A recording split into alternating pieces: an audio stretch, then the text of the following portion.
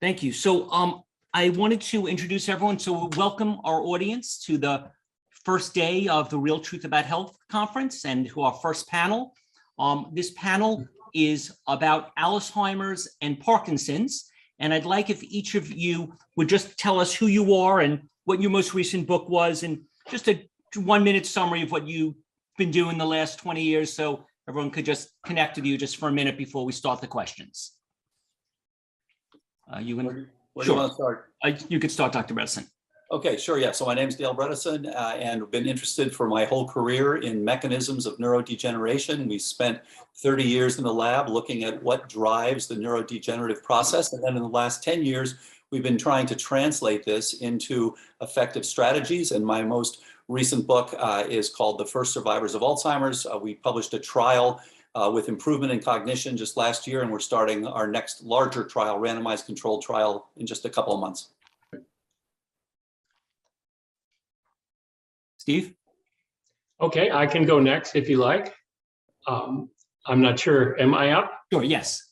Okay, my name's Steve Blake, and my most recent book, well, I had quite a few of them, but relevant to this is Nutrients for Memory and Parkinson's disease, dietary regulation of dopamine. And I work at the Maui Memory Clinic and also work extensively publishing with various places from Macmillan to McGraw-Hill, and also scholarly papers. And I look forward to helping people who are attending this talk understand some more about what they can do to help reduce the risk of Parkinson's and Alzheimer's diseases. Thank you. Hi, I'm Ray Dorsey. I'm a neurologist at the University of Rochester. Delighted to be part of this distinguished panel and be part of this conference. My colleagues and I wrote this book called Ending Parkinson's Disease, which is the world's fastest growing brain disease. My passion is that I think much of this Parkinson's is preventable, and I'd like us to create a world where Parkinson's disease is again rare and not common. Okay, so thank you all. And this topic is a little bit sensitive to me as a close person in my life. I'm in their 50s, got early onset Alzheimer's. So I am familiar with some of the issues related to having this health challenge. So this is our 9th year doing the Real Truth About Health conference. And a lot of us many years ago got very excited when Dr. Caldwell Esselstyn said that you can be heart attack proof.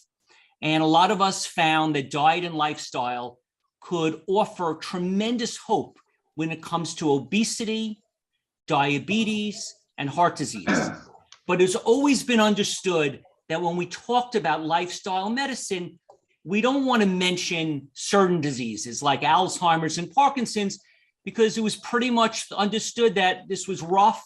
There wasn't a lot to be positive about, and no one was really standing up and saying that you should have a lot of hope. And when we asked people, everyone was a little bit uncomfortable saying anything too positive. And then I met Steve Blake, and he spoke, and he was very encouraging and said he's actually seen real progress. And when I spoke to him, I was surprised. It seemed like he wasn't just saying it, he really believed it. And I was really interested and encouraged by that. And then recently, when I read Dr. Bredesen's book, I was again surprised. I really originally read the book with the thinking that, you know, this is, I don't know, maybe going to be some positive thinking, because I had already decided that Alzheimer's was sort of hopeless a little bit. And this was the most encouraging book by far I've ever read on it. And I really came away feeling like, wow, this is really a lot you can do, a real lot you could do. And I became very excited that Alzheimer's was now part of the discussion. And as he continued to write more about it and wrote case histories about people who've recovered, I realized he was really onto something. He was one of the world's authorities on this topic. He's been doing all the research, and he was not just saying maybe, he was saying that yes, this was a real thing, that we can make a difference in a big way with Alzheimer's. Now, Parkinson's, I also considered maybe even more hopeless than Alzheimer's, because I've never heard anyone say anything good. And when I read Dr. Dorsey's book again, it was a little bit of a surprising book, because there was, you know, it was very clear that our lifestyle And our modern world is a significant cause, if not the major cause of Parkinson's. So we're not really just having this panel to give you a pep talk. I'm saying that there was tremendous information in these books that I'm very excited to share with everyone to help everyone be more hopeful and more aware of the latest information. So Dr. Bredesen's only going to be here for the first hour, so we'll maybe focus a little more on Alzheimer's at the beginning. But all these questions are meant for anyone, whether you want to talk about Parkinson's or Alzheimer's. We'll try to keep the answers short, not like to 3 or 4 minutes, so that we can get through a lot of questions. So I am going to start with the questions. So here we go. First, Dr. Bredesen, you made a big point of saying you had this thing called, you named it KetoFlex 12-3. What was this about?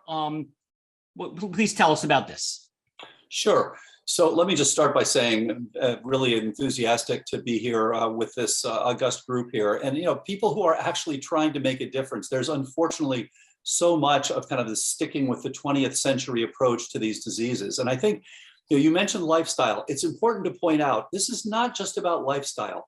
This is about fundamental change in the way we interact with patients, going from a situation where we write a single prescription for somebody who's got a very complex illness, and that the prescription has nothing to do with why they got the illness, to now in the 21st century, looking at networks, changing in brain networks, whether it's motor modulation, as in Parkinson's, whether it's neuroplasticity, as in Alzheimer's, or other things, and identifying all the critical components in that network and then going after those. And you're absolutely right.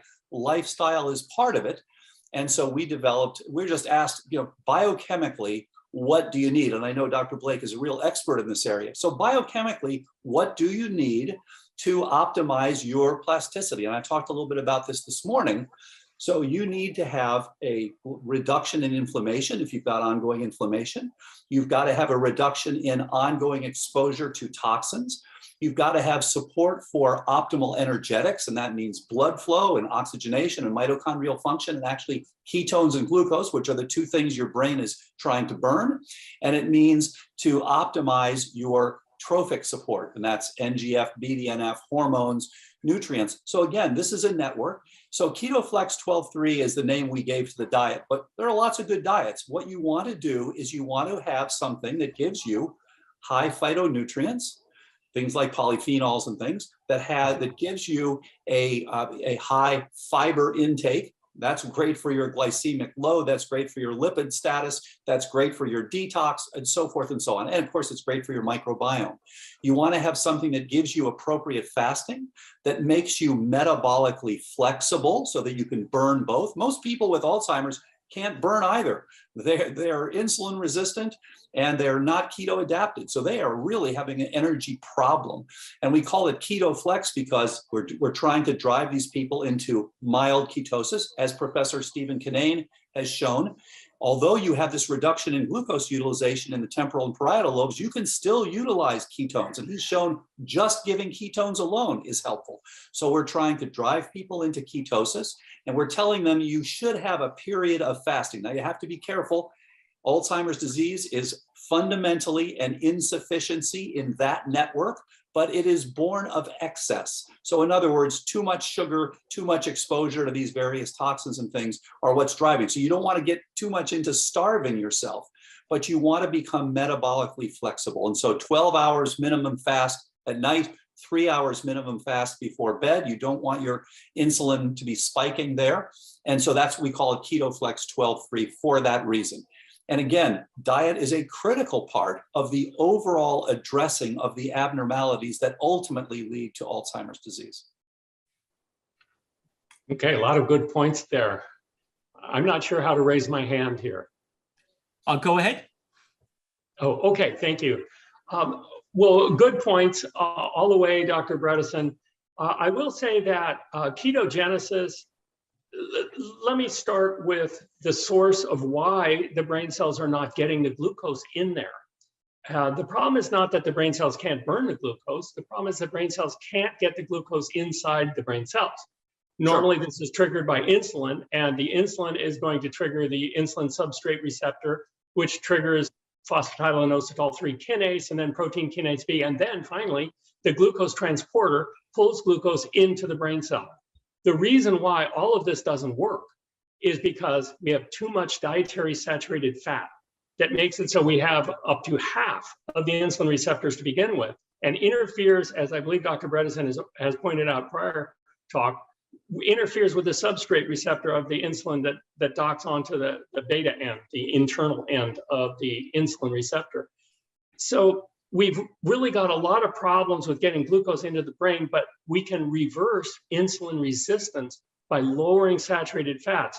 If this is the case, then we can get glucose to those brain cells, and quickly. We're talking about weeks, not a long time. Once this is the case, excuse me, then it's really exciting because the brain then can utilize its preferred fuel, which is glucose. Yeah, and I should point out also, of course, there's some beautiful work from years ago showing that, in fact, the amyloid beta itself, one of its many, many effects is to block the insulin receptor itself. So it actually impairs insulin signaling. So there are, multiple effects, as you say. And again, I think with a lot of these things in medicine, there's no perfect, right, wrong answer. If we can get that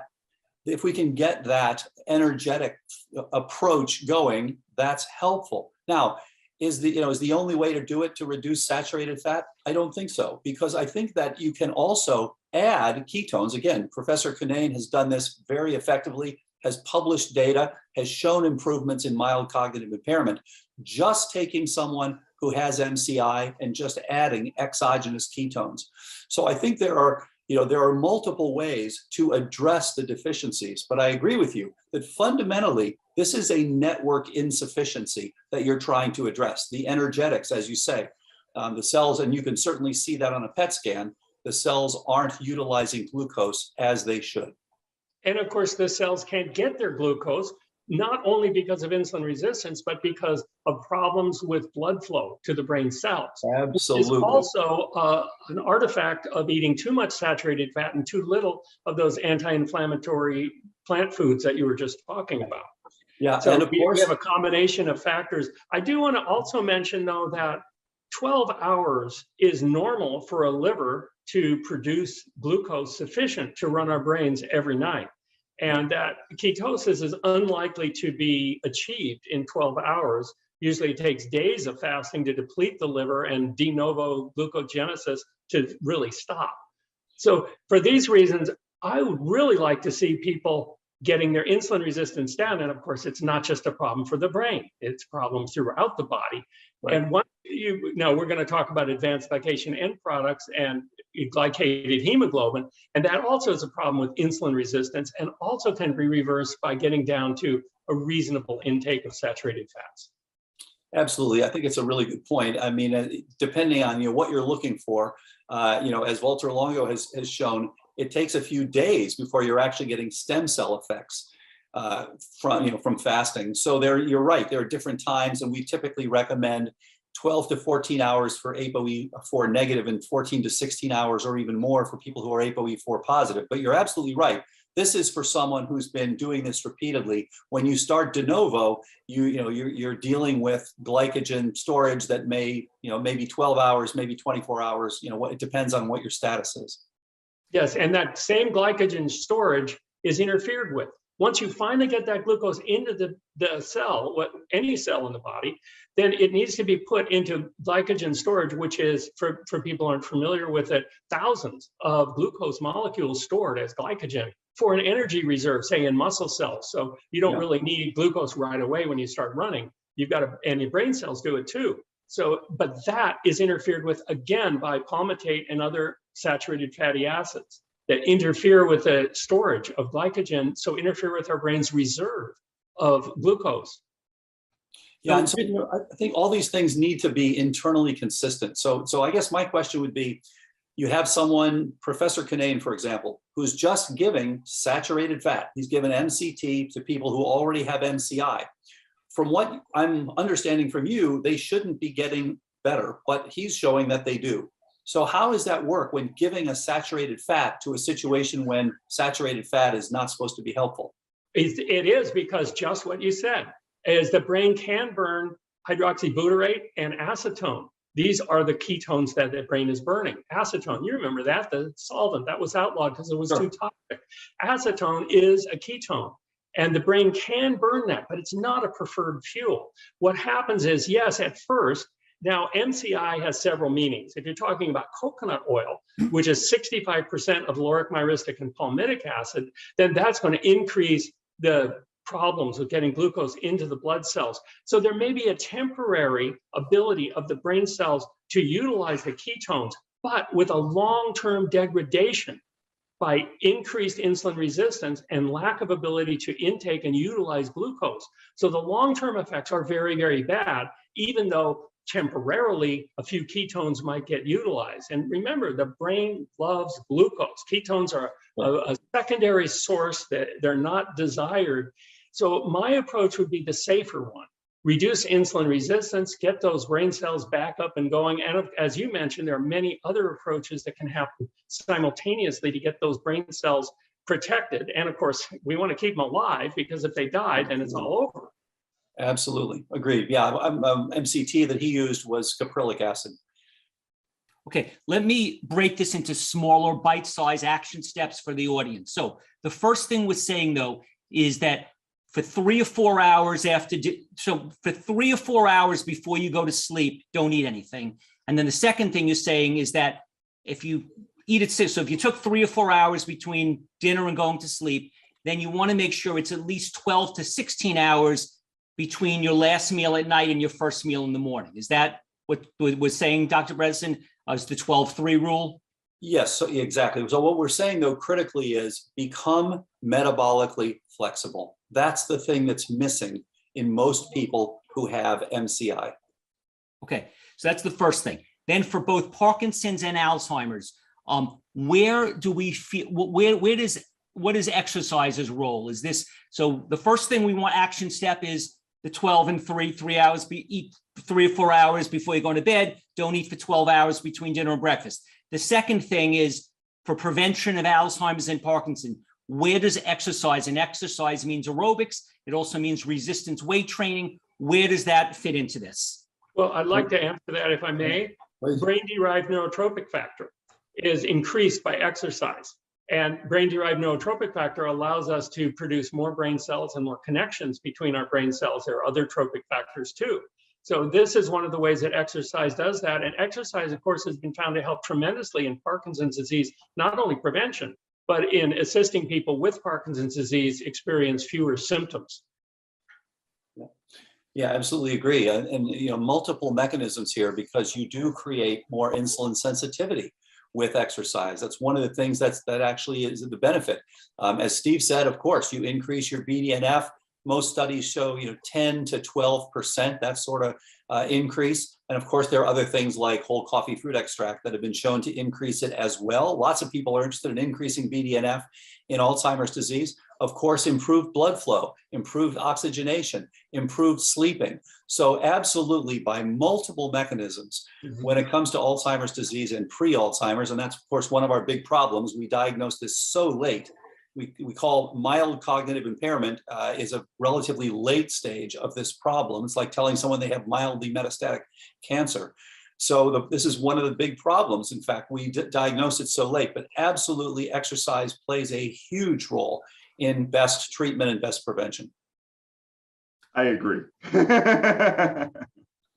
And Ray, could you say something about what have you seen with effects of exercise? Because certainly there's been a lot discussed. Dr. Zid and his program, for example, and others, what do you see with exercise in your Parkinson's patients? And Dr. Blake as well, what do you see? So as Dr. Blake was indicating, it's helpful to lower your risk of Parkinson's. So vigorous exercise in your 40s, 50s, and 60s can decrease your risk of ever developing Parkinson's by about 20%, equivalent to 3.5 to 4 hours a week of running or swimming. And then numerous studies have demonstrated the benefits of exercise for people with Parkinson's disease, everything from boxing, where you actually don't have to hit people in the head, but you do vigorous exercise, bicycle riding, A study done in the New England Journal of Medicine showed that Tai Chi improved balance and decreased your risk of falls. Yoga, dancing have all been shown to be of great benefit for people with Parkinson's. And what does it do for your GDNF?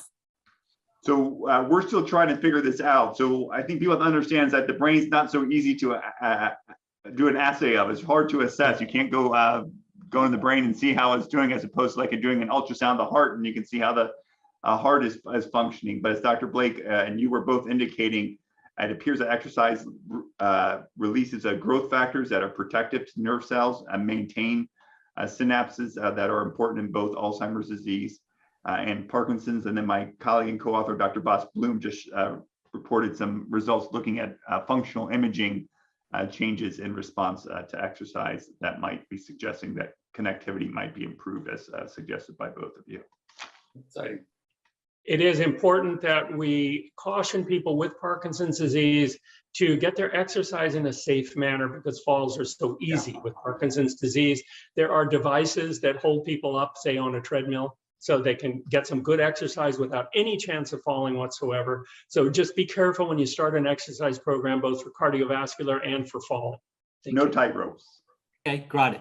Okay, what about in terms sleep's role with Parkinson and Alzheimer's? What's the role of that? Is that important? Well, again, it's in Alzheimer's disease, it's a huge one. Again, most of these things have been underappreciated. And so people have typically said, well, lifestyle, fine, lifestyle. But these are all critical pieces to understand what's driving the process. If you have sleep apnea, you are at increased risk for Alzheimer's disease. If you have upper airway resistance syndrome, you are at increased risk. There are many people who simply have poor ability to oxygenate at night. There's a beautiful study from a few years ago, simply looking at the mean SpO2 at night versus the size of various nuclei within the brain by volumetric MRI. And there was a beautiful correlation on multiple nuclei, including, by the way, hippocampus, which is so critical. So there is a huge role, underappreciated, under-evaluated. Not enough people are checking nocturnal oximetry. And I think with the wearables that are becoming more and more common, we're going to see more and more people who are saying, hey, wait a minute, why am I dropping to 85% oxygen saturation while I'm sleeping at night? And that's going to help to reduce the overall incidence. We'd all love to see reduction in the global burden of neurodegenerative illness. So Dr. Bredesen, Dr. Macon Neerdegaard from the University of Rochester recently showed that there were changes that happened to sleep in terms of changes in the lymphatic system that might be important in memory. Do you want to briefly describe those in layman's terms? Yeah, it's a great point. You actually have a change in the anatomical, the architecture of your brain, so that you're literally removing things, the so-called lymphatic system, as you mentioned, and this was really pioneering work. And that is basically inhibited by noradrenergic tone. So things that are keeping you awake, things that are keeping you up, are actually preventing that process. That process helps to remove things like damaged proteins and damaged lipids and things like that. So again, multiple mechanisms, sleep is absolutely critical in cognition. And of course, we're all aware of that when we don't get sleep, that it definitely impacts our cognition. And of course, this is one of these things where there's chicken and egg also. Amyloid, just the presence of amyloid in the brain, does interfere with sleep patterns. And on the other hand, having poor sleep does lead to more amyloid. So you have this kind of prionic loop phenomenon where each one is unfortunately advancing the other. What about with Parkinson's and Alzheimer's head trauma that maybe you get from, I don't know, you fall, tackle football, boxing? Is this something that affects these illnesses? Yeah, you want to talk about Parkinson's? Yeah, so, one of the most famous people to ever have Parkinson's disease was Muhammad Ali, and it's really hard to indicate whether what caused any one particular individual's disease, but numerous studies have demonstrated that head trauma increases your risk for Alzheimer's disease, for Parkinson's disease, and probably even more so for Alzheimer's disease. There was a great study looking at NFL football players, I think 111, and the brains of 111 NFL players who died. 110 of them had chronic traumatic encephalopathy, these significant changes in the pathology of the brain, wasting away of the brain, in essence, in these individuals. the vast majority of them had memory impairment. Over half of them had features of Parkinsonism. So protect your brain. It's your most important organ. And that's the reason we chose our field. Absolutely. And Steve, you want to weigh in on this? Well, traumatic brain injury is definitely damaging to memory, and many people come in our memory clinic with traumatic brain injury. It's definitely a contributor, and it depends where it is a coup contra coup injury or what type of injury it is. There are various degrees, but traumatic brain injury is extremely common in the military, in sports, as Ray Dorsey mentioned, and it is damaging to the brain, and sometimes that damage is permanent. And there's not much we can do about that except avoid accidents, so it's hard to use it as a prevention. Yeah. There was an interesting paper that came out way back in 1985 from Gareth Roberts, who looked at people who had significant head trauma, typically in car accidents, and then died within 7 to 10 days or so after the accident. And they had surprisingly massive amounts of amyloid in their brain. So this is something that pours out. It's not only part of the innate immune system, it's also part of the response to neural damage. And so now, as we hear, people who are getting this repeatedly, CTE, you end up with very little amyloid. In classic CTE has very little, if any, amyloid. It's really a tauopathy. But I suspect that in many of these cases, you've cleared out these things over the years by the time you end up with classical CTE. One of the problems with traumatic brain injury is that if you can treat it right away, you can make some good inroads in it. Yeah. But once time has passed over a few months, it's very difficult. We have treatment protocols in our clinic for it, but it is easier if you can get it treated right away. So if you are injured in that way, in some senses, traumatic brain injury is like a stroke. It's better to treat it right away where you can get to it and help it out, because there may be reperfusion injury, for instance, in head injury where the blood is stopped and then all of a sudden rushing into the brain, causing a lot of injury. If you had a son in high school, would you let him play tackle football or box? No. I mean, I would check his ApoE status, to be honest. If he were ApoE4 positive, because they respond more poorly to trauma, I would definitely say no. If you were ApoE4 negative, I guess I'd ask him, are you trying to play linebacker or are you trying to play wideout? It would be maybe a little difference there. I think we need to encourage sports for all kids. We just talked about the benefits of exercise. We need, as a society, as parents, as adults, to ensure that the sports that we encourage are safe for our children. And I think there are certain sports that currently, by their nature, are not safe, especially for young children. Yeah. Right, soccer would be a good choice because it's so much safer than tackle football. Yeah. Unless you're doing a lot of headers. Yeah, I mean, I think, and these are easy modifications to do. I mean, there were women's soccer players from the World Cup who were talking about, the idea that you're going to head a ball that was kicked 40 feet into the air and use it to redirect it. Maybe that's not the brightest idea in the world. So we can, make changes to our existing sports, make them safer, and so that we can continue to enjoy them. But, some of these things, tackle football at a young age for kids is probably not the wisest idea. Is being active an important strategy to employ in trying to prevent and remediate cognitive decline? And what does being active mean? Yeah, that's a great point. So absolutely, being active is very important. And I think many studies have come to the same conclusion. Now, as far as what that means, that's a very good point, because you have people who will just do a little walking. Yes, it's better than nothing, but you really do want to get your heart rate up. You really want to get the blood flow. As Steve was referring to earlier, blood flow is critical. These people typically aren't having enough support for their brains, and that includes blood flow and oxygenation and mitochondrial function, as well as their trophic support. So yes, staying active, very helpful in general, but we'd love to see people get somewhere between 30 and 60 minutes, somewhere 3 to 7 times a week of having significant activity and getting their heart rate up to, getting up to 70% of maximal.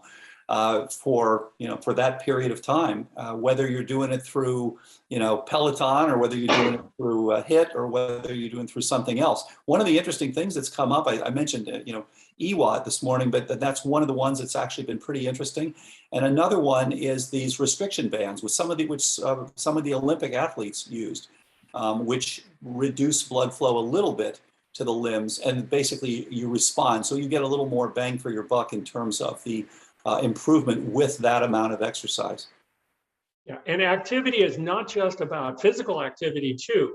What is very helpful to reduce risk of Alzheimer's disease and progression is social activity, where people are interacting with each other. And this is to be encouraged. It's also very helpful with Parkinson's disease, where you have, for instance, ballroom dancing, which has been found in many studies to be really helpful. And first of all, it's hard to fall down if someone's holding you up. And second of all, there's a lot of interrelation going on between people. And then you're getting some good exercise too. I don't know if you can quite get up to 70% of your maximal blood, but maybe. We started out and you said that overnight it was good to fast for 12 hours, 12 to 16 hours. What about longer fasts that are like a 48-hour fast, a weekly fast, a several week fast? And would that be with green juice or with water? And is there a benefit to longer term, meaning from 1 day to 3 weeks, of either water fasting or green juice fasting? Is there any information, studies, or science on this for Parkinson's or Alzheimer's? Yeah. Steve, you want to comment on this? Yes, fasting is an art and a science. And there's something called Buchinger fasting, which is highly developed in Europe. And it's actually, they're taking in about 200 calories per day from juices, freshly made juices, mostly vegetable juices, keep the glycemic load down, and also broths and teas. And this has been done in metabolic wards as well as at home. It's been studied quite a lot. And what's very protective about this type of fasting is the large amount of antioxidants that are being taken while a person is fasting. Now, Ray Dorsey, I'm sure, would agree that our fat cells have gotten some of these persistent organic pollutants into them. And while we're fasting, we're burning our fat cells, and these persistent organic pollutants get into our bloodstream. It's very nice to have some antioxidants and anti-inflammatories in there to stop them. I am not a proponent of water fasting. It's known as starvation fasting. And I think in the 70s, it pretty much was shown that it was inferior as far as protecting people during the fast. Certainly you get fast results with water fasting, but it's also much more dangerous. So fasting with the broths, the juices, and the teas, the broths are very nice. Like a potato broth is very alkalinizing to the body, which the bloodstream tends to try to become more acidic during a fast. And it's very nice to have this soothing broth along with it. So I would suggest that if people are going to fast, that they do that. However, in Parkinson's disease, especially in the later stages, we have weight loss as one of the big problems. So you would not want to fast if you were already low in weight, of course. Yeah, and if I could just add, I think this is a field unto itself, as Steve alluded to. There are a lot of variables, a lot of issues. And again, we see Alzheimer's as a network insufficiency ultimately. And so taking a system that does not have enough support, whether it's oxygenation, vascular flow, mitochondria, all these things, and then saying, now let's remove the support for it, that is a really scary thing. So where we find it most helpful is in people who are a little overweight and they have some degree of insulin resistance, and we're helping them to become insulin sensitive, and we're helping them to become metabolically flexible. That's where I think it can be very, very helpful. Of course, it has good effects on things like blood pressure, for example, stem cells, for example. So there are some good things, and you might consider the fasting mimicking diet that Walter Longo developed. I think that's a reasonable thing to consider. As Steve mentioned, making sure that you have some antioxidants on board, very helpful. So we are very careful about that for people who have low BMIs. If you're down at 19, 18 BMI, I am very worried about having you be fasting. I'd rather see you kind of slowly work up to it. And again, start with some exogenous support and then ultimately move to where you can do this, truly what is intermittent fasting, although I realize that's controversial term because we're all fasting right now. We're all intermittently fasting, but we're talking about a little longer than your typical amount. So I do think it is a field unto itself, and you have to be very careful and look at what's driving your neurodegenerative process before you decide just overall this is the cure-all for neurodegeneration. And to go one step further, what I would like to see is people move toward a nice plant whole food diet. And that's going to provide the benefits of fasting. Some of the best benefits of fasting are not getting the animal foods in the diet. And of course, in the Buchinger system, as any well-developed fasting system, you want to slowly decrease your dependence on heavy foods before you begin the fast, and then break the fast very gently with the lightest of foods, and then gradually return, hopefully not to your prior diet, but to one that's a little bit lighter than your prior diet. For me, I would prefer that people start changing their diet to a much healthier diet. And one of the problems with fasting is the lack of fiber. And even with 200 calories a day and with juices, there's not much fiber in there. And that increases inflammation, because it is fiber that drives our microbiota to make the short chain fatty acids that feed the inside of our large intestinal cells. That is necessary to reduce inflammation in the gut, and as we all know about the gut-brain axis. Yeah. And is there a role for fasting in Parkinson's? Stephen knows probably way more than I do. I really just haven't seen that much, but I just don't know. Dr. Dorsey, how does Parkinson's compare to Alzheimer's and how fast it's growing? And can you just use the drug levodopa? Does that work? Does that solve the problem? So Alzheimer's is about 5 to 10 times more common. So in the United States, there's about 1.2 million individuals who are diagnosed with Parkinson's disease. There are about 6 million with Alzheimer's disease. Said another way, 1 out of every 50 Americans, we have nearly 200 people participating right now. 4 people on average will have Alzheimer's or Parkinson's. 1 in 50 Americans today has Alzheimer's or Parkinson's disease. Brain diseases are the leading source of disability in the world, more than heart disease, more than infectious diseases, more than COVID, more than cancer.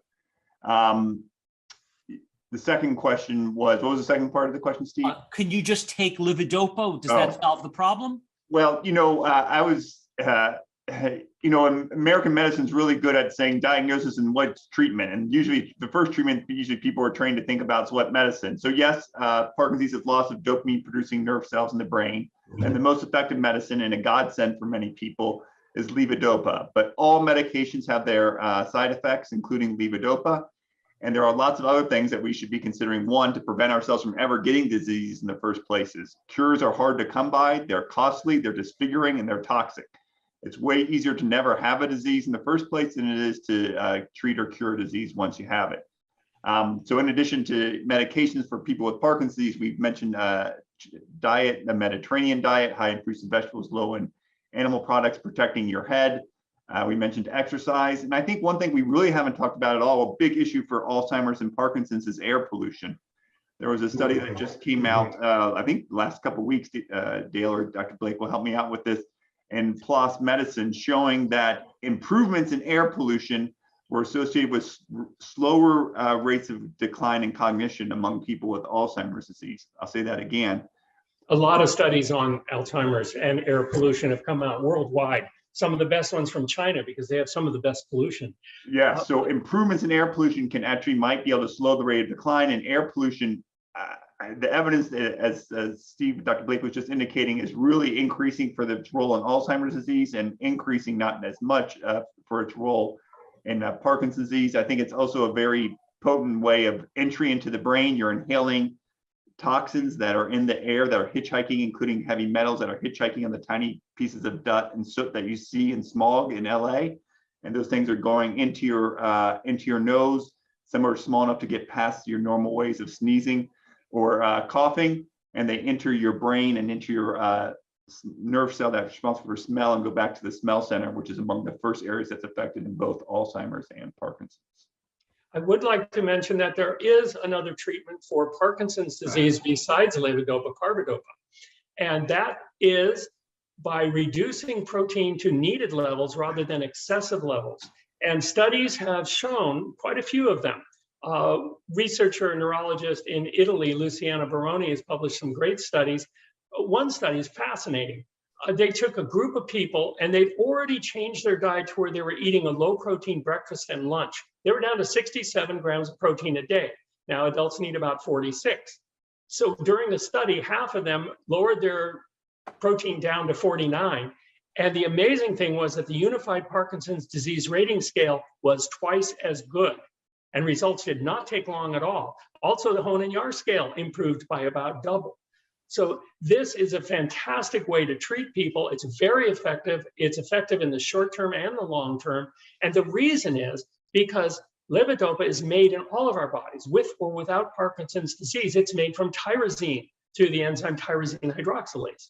And tyrosine is an amino acid that when you eat a lot of protein in a meal, much more than you need, which is what Americans do at every meal. Americans tend to eat 50 grams each meal of protein. They only need 50 grams in a day.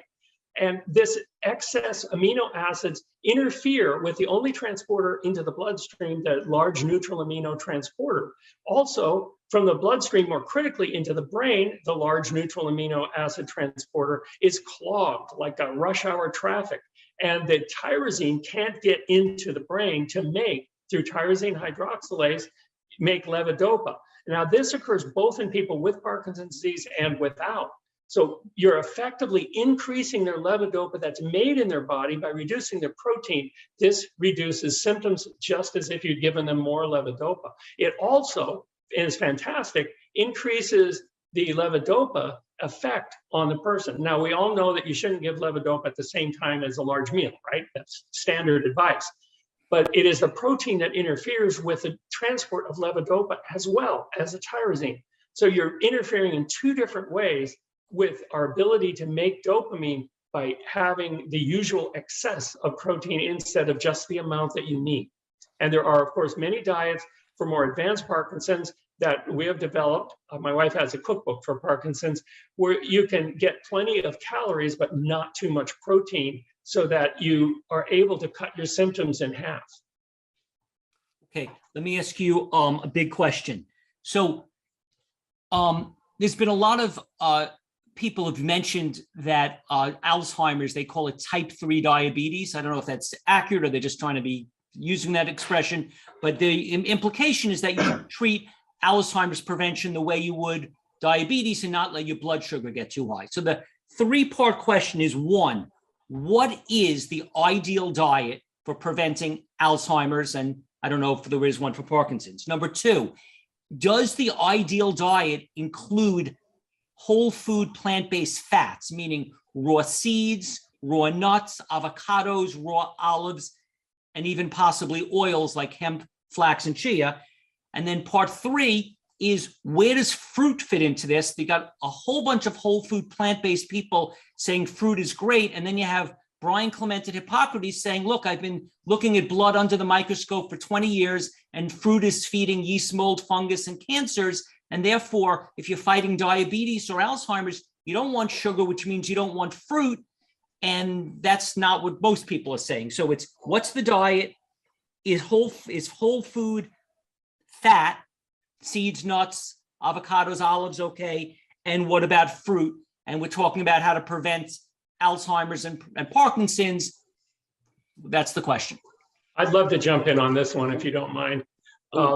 As far as fruit goes, when you look at glycemic load, and it's unfortunate that many doctors are still using glycemic index, which is extremely inaccurate.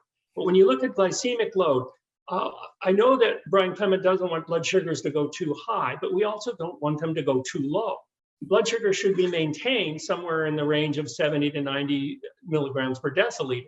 This is the optimum range. So if you eat whole fruit, not fruit juice, not dried fruit, but whole fruit, and if its glycemic load isn't too high, most fruits are in there. Apples, pears, berries, these are all in the low glycemic load range. They will slowly absorb and keep your blood sugar at the optimal level without exceeding the amount, if, of course, you don't have insulin resistance to the point that people with diabetes already do.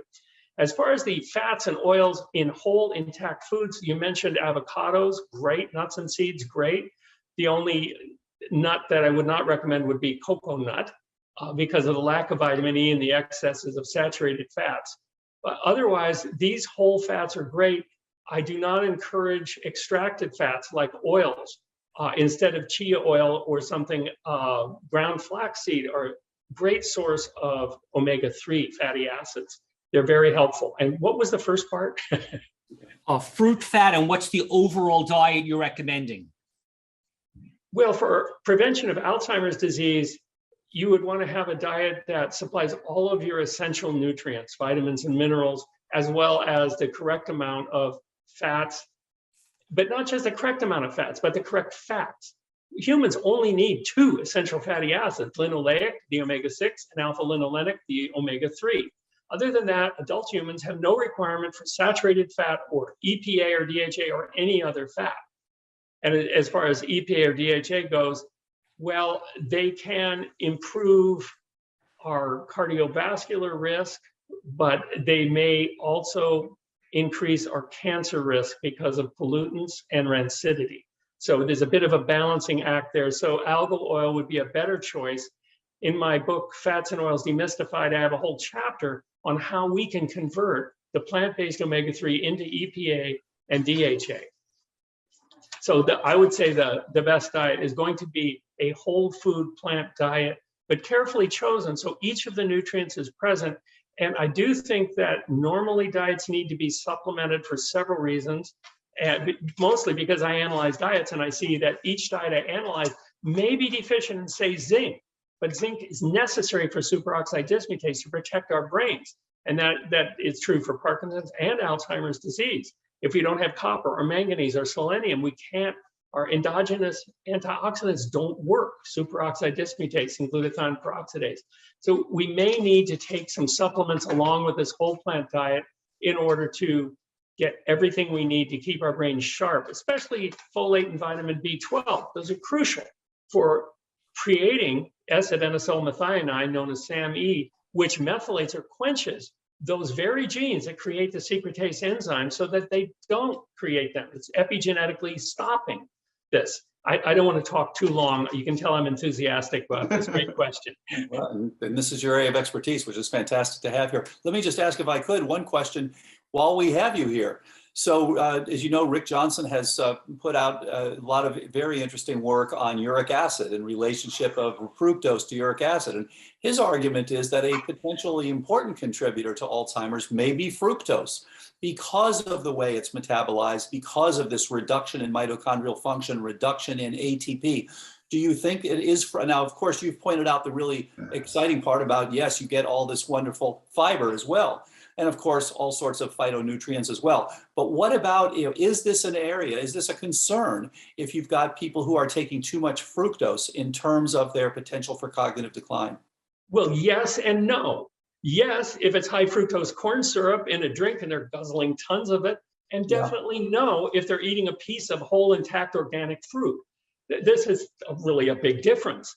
So we can do that. We can handle that. Now, you mentioned uric acid, and I think it's very interesting that uric acid, we all think of gout, right, when we say uric acid.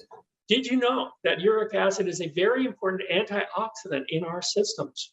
And it helps to protect our brain and all of our bodies. One of the reasons why dairy products are so damaging with Alzheimer's and Parkinson's disease is that dairy products suppress uric acid in the body. So we're losing one of our important antioxidants. Isn't that fascinating? Yeah, and of course, Bruce Ames showed years ago that if you look at the loss of antioxidants in the blood as you now start to insult, uric acid is one of the first ones to disappear. So it's one of the first ones used up and therefore likely to be a critical one, as Bruce showed many, many years ago. So I absolutely agree. And so it's interesting to me, there's this paradox with uric acid where it's on the one hand a protectant, and of course, people with gout had on average higher IQs. That was supposed to be attributed to this protective effect. Whether that's true or not, don't know. But on the other hand, where his argument would be that the way it's metabolized is associated with hypertension, is associated with salt, is associated with with many of the diseases of aging, arthritis, cognitive decline, and things like that. So there is this interesting paradox. And if you just do the epidemiology, of course, people with high uric acid have a slight protection from cognitive decline.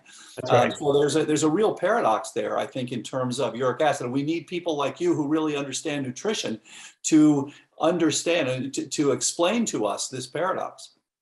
Well, it's that the antioxidants all work together. It's all of them. The exogenous antioxidants, vitamin A, vitamin C, vitamin E, they work together with our internal antioxidant enzymes, and uric acid is one of them, as well as catalase and ubiquinone too, coenzyme Q10. All of these work together. And in our Hawaii dementia prevention trial, which I wrote and ran and then wrote the paper in the book, Nutrients from Memory afterwards, this is a randomized controlled trial. And we were able to take people from, they were 19 on the mini mental state exam, okay, just barely into dementia. And within 3 months, they were up to 27. They dropped in the next 3 months to 26.5. And in at the end of the 9 months trial, they were up to 29 out of 30. Wow. Because we used 16 different interventions, many of which encourage antioxidants. But antioxidants are more of a long-term prevention of Parkinson's disease because they protect, of course, dopaminergic cells too, and the hippocampus and all the other areas of the brain. More short-term effects are also seen with other of our approaches there. Yeah. One additional thought on diet is I get concerned about what's either on what I'm eating or what's in what I'm eating. And especially nerve toxins like pesticides. So there's this one pesticide called paraquat, increases the risk of Parkinson's by 150%. One of the most widely used herbicides in the country. 30 countries, including China, have banned it, but the U.S. hasn't. It's used on corn, it's used on grapes, it's used on other foods that we eat. Another pesticide called chlorpyrifos, EPA finally banned it last year, but widely used on Washington state apples. A study done in France looked at all the French wines that were produced, and every single bottle of French wine that they tested, basically the Consumer Reports of France, found detectable levels of pesticides in every single one of them. Now they were still low, but it's still a little bit concerning that even the organic wines had detectable levels of pesticides found in them. And then, some of these pesticides get concentrated throughout the food chain. Many of them are food chain, many are fat soluble, so that when you drink fatty substances, then they can have pesticides in them. And as you know, most people know the brain is very fatty, so that these fat soluble pesticides could be making our way into the brain. And indeed, studies have found remnants of these pesticides in the brains of people with Parkinson's disease. So wash your fruits and vegetables and buy organic, and tell your congressman to sign Senator Cory Booker's bill that would ban paraquat. I wish that it were enough to buy organic and wash your vegetables, but it's not. Because as you know, the persistent organic pollutants, the organochlorines, the polychlorinated biphenyls, the polybrominated diphenyl ethers, DDT and its breakdown product DDE, these are all lipophilic, fat-loving, and they are bioaccumulated, as you just mentioned, in the food chain. And they are bioaccumulated. So if you get a grass-fed cow who's eating grass that has never been sprayed, organic, that grass has detectable levels of these in it, and the cow bioaccumulates them. And then you get a human eating either the milk or the meat of the cow, it bioaccumulates, as you mentioned, in the fattiest area of the body, which is the brain. So that this bioaccumulation occurs in animal fat, but does not occur, of course, in plant fat, because they just grow once. And so unfortunately, buying organic is not enough when it comes to animal products. It's not helpful enough. I wish it were, but definitely buy organic everywhere else. And could you guys weigh in on one other thing? If I'm sorry, I apologize for jumping in here, Steve, but I just would love to hear from the two experts here. One of the things that's come up recently is that a toxicologist has written me a few times saying that she is seeing patients who are developing either Parkinson's or ALS. And these are people where when she looks at multiple factors, they don't seem to have a lot of things that are associated with this. The one thing she finds is very high levels of glyphosate. And of course, others have said, glyphosate's are relatively non-toxic, don't worry about it. So what's your sense about this? Is this statistically or epidemiologically associated with neurodegenerative conditions? Glyphosate is closely associated with certain specific cancers, and there have been lawsuits won on this. So we know that it has some terrible dangers to it. I have not seen research with glyphosate on the brain. Glyphosate is not a fat-loving organic pollutant that's persistent. Okay, it kind of goes away after you use it. But one thing with ALS and Alzheimer's disease that is possibly a problem is BMAA. It's beta methyl L-amino. Let's see, it's a tough one. L-alanine, that's it. Beta methyl amino L-alanine. BMAA is found in from algae, certain toxic algae, and it's found in especially bottom crawlers like crabs and shrimp and those things. And people who live near bodies of water like that have higher incidence of both Alzheimer's disease and amyotrophic lateral sclerosis. So that may be a link for those two people right there, although there are many other toxic links in the world. And Ray Dorsey will be happy to know this one's not man-made. Well, not exactly. Some of those algae blooms are man-made. Pesticides have been linked to both Parkinson's disease and Alzheimer's disease, and it's not all pesticides have been linked. And the list of pesticides is hundreds, thousands. Glyphosate, I'm not sure. I think glyphosate might be just a marker for other pesticides that are being used, and it might be there could be interactions with them. Many of the pesticides that are most linked to Parkinson's target the energy-producing parts of cells called mitochondria. The dopamine-producing nerve cells in Parkinson's are these gigantic cells that have a million different dendrites, and they're basically just big bags of mitochondria. So they're really, really susceptible to toxins that target the energy-producing parts of cells, of which many of these pesticides are. So certainly these pesticides are linked to Parkinson's. They're linked to ALS. They're found on turf. So football players might be getting Parkinson's disease from getting head trauma, but they also might be getting Parkinson's and ALS from the pesticides that are on the fields in which they've been playing for the last 30 years. Dr. Bredesen, just to go back to the diet question, in terms of fruit and in terms of beans and grains, all three of them can affect your blood sugar. Are you concerned when it comes to Alzheimer's prevention, if you're trying to keep your blood sugar down, are you concerned that those foods, those healthy whole food plant-based foods, in some way raise blood sugar to a point that would concern you, or is that? It's a great point. And we haven't really talked about CGM yet. We haven't talked about continuous glucose monitoring, which I think is turning out to be very, very helpful, because you can not only look at the spikes that people are getting when they're eating various things like, they're eating healthy oatmeal, things like that. It's also showing that they're dropping into troughs, and we have people all the time who are finding out, oh my gosh, I woke up at 3 a.m. with a glucose of 45. So I do think that CGM is changing the way we think about this. And you're right, again, comes back to what Steve was saying earlier. You really have to kind of go person by person. This is a thing where it depends on who you are, what you're doing. Some people do very well with legumes and things, beans and things like that. Other people can have autoimmune related issues, as Dr. Stephen Gundry has reported. But again, for some people it's excellent, and it's part of a low meat or non-meat diet. And certainly Dean Ornish has written a lot about these sorts of diets. So again, I think it depends on the person. Some people do much better. In general, we stay away from grains, dairy, simple carbs, just because those are all associated with an increased risk for cognitive decline. Well, I do look at grains a little bit more finely, and there are some grains such as quinoa that are very slowly absorbed. And I'm not concerned about so much a spike in blood sugar. I want blood sugar to be in the good range, as you mentioned. We don't want it too low. We don't want it too high. We want it, say, 70 to 90. That's perfect. So our brains can function. We can take our neuropsychological tests and come out fine, and we can keep that going. And it is a cause of concern for brain cell death, whether dopaminergic or in the hippocampus, that we don't have enough sugar, and you can actually initiate excitotoxicity, which is relevant both for epilepsy and migraines. A little off topic for this. We do look at beans as far as their glycemic load go extremely slow, so that as your body's utilizing glucose all the time from your blood, and the beans slowly put glucose into your blood, it's at a point where your body doesn't need to insert insulin or glucagon at all.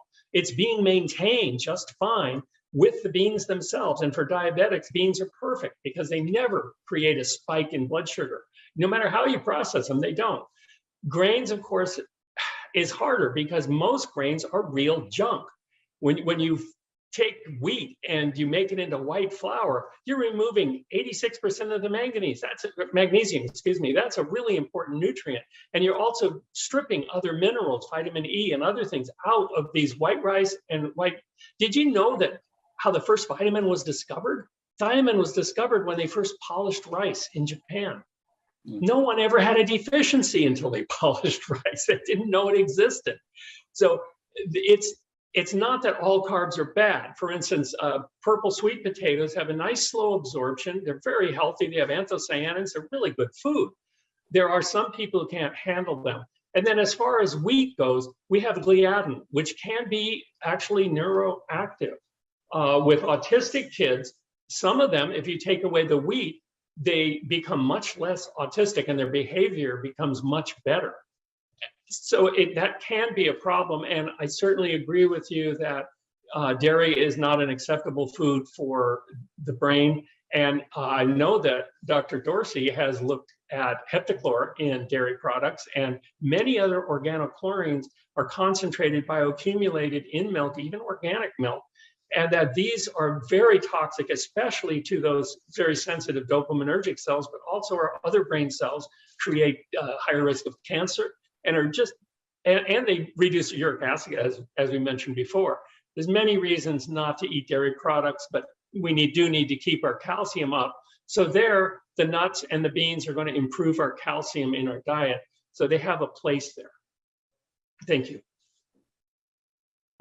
Regarding supplements, nutritional supplements, this is an area where a lot of us are confused. We've definitely hear certain supplements are thrown around a lot, like get vitamin D, get DHA, EPA, get vitamin C. What is your exact list for someone who says, I do not want Parkinson's or Alzheimer's? They're very scary.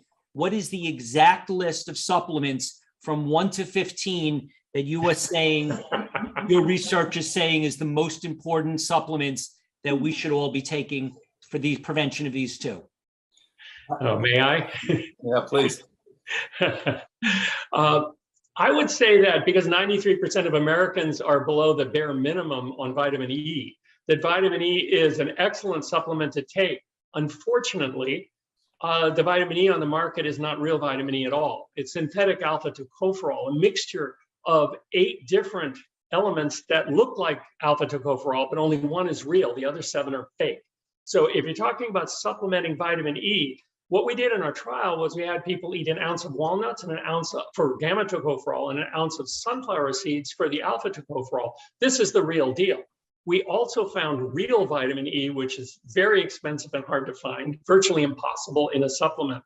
But I do think vitamin E would be at the top of my list. Also vitamin C, which is also very important. And vitamin C, as you know, recharges vitamin E. Vitamin E will implant in a neuron and protect it, but once it's reduced one free radical, it needs vitamin C to recharge it so it can continue. So those two would be at the top of my list of supplements. Vitamin D is also very essential and low in many diets. And if you do get enough vitamin D, you're likely to get a lot of toxins along with it. So vitamin D would be an excellent D3, and probably range of 1,000 to 4,000 IUs a day, which is 25 to 100 micrograms in the more modern terminology. So those are a few. Also zinc, manganese, selenium, and copper are needed in supplements every day. Again, with those trace minerals, you don't want too much and you don't want too little, and you want the exact right form. Selenium should be selenomethionine and so on. So you want the right form and the right amounts of those things. We actually we had a lot of people in our trial and we had trial supplements, but people outside the trial couldn't get those. So we produced a brain and body food supplement that has most of the things in the trial, including everything I mentioned. We're actually able to get the real vitamin E at double the cost in there. So as far as other supplements, coenzyme Q10 would be a nice one. It's difficult for our bodies to make it when we age. It's a crucial antioxidant. And you've mentioned the mitochondria several times. It is absolutely essential for the electron transport chain to function at all for aerobic energy production. It's named ubiquitone because it is found in every cell. But again, the form is important, ubiquinol or ubiquinone. You want ubiquinol. It's a better form of it. I could go on, but I don't want to talk too long. But anyway, there's my top 5 or 10 for you of supplements. Oh, vitamin B12 and folate. Don't forget those. Yeah, I mean, I think we're all finding the same thing. Humans are complex organisms. You need to make the whole system work together. And so the idea that there is a list, everybody take these 5 or 10 or 15 or 20 supplements, really misses the whole point. We're trying to optimize the neurochemistry and the biochemistry for everybody. So for people who have high vitamin D levels and are out in the sun all the time and really don't need more vitamin D, they don't necessarily need to take it. For those of us, who are low, we certainly may want to add it. So, and of course, as we've heard many times, soils have changed, microbiomes are different. So it's going to be a little bit different for each person. Now, having said that, there are some, and I would agree with many of the ones that Steve mentioned. I happen to like omega-3s, and I think how you get it, if you can get it from fatty fish, that's fine. But certainly the work from Professor Wortman from MIT would argue that a combination of DHA and acetylcholine is actually quite helpful for people and supports synaptic formation. And then in general, and as Steve mentioned, we're deficient. Most of us are deficient in zinc, about 1 billion people worldwide. Many people deficient in magnesium, many people deficient in iodine, many people deficient in potassium. So these are relatively common things. Choline is another one. And of course, our omega-6 to omega-3 ratios, which should be much closer to 3 to 1 or something like this, many of us are 15 to 1, 20 to 1. So we often do have too much of the pro-inflammatory omegas and too little of the anti-inflammatory omegas. So I do like some DHA and some EPA. And I also like whole coffee fruit extract because it is another way to help increase your BDNF. And then I think, there's a whole armamentarium that the Ayurvedic physicians have taught us about. And, we should take advantage of those when they're useful. Things like Bacopa that can be quite helpful. Ashwagandha under the right circumstances. Shanpushpi. And there's a whole, again, this is thousands of years old literature showing that, that this can help cognition. So I think those are, some of my favorites and again, for people who have plenty of those particular systems working, not so important. But for many of us who are deficient in the various things that Steve mentioned, absolutely, I think critical to get this optimized. Dr. Dorsey, any supplements that you've studied or want to add to the list? I'll defer to my colleagues who have more expertise than I do. Studies in Parkinson's largely haven't been terribly exciting in terms of finding good things to help people once they have the disease, but clearly we need more research and thinking about ways to prevent the disease from happening in the first place. Dr. Dorsey, one big part of your book and one thing that was kind of outrageous was you spent a lot of time in your book talking about TCE, trichloroethylene, paraquat, I don't know how to pronounce it, chloro something. Or purifies, yeah.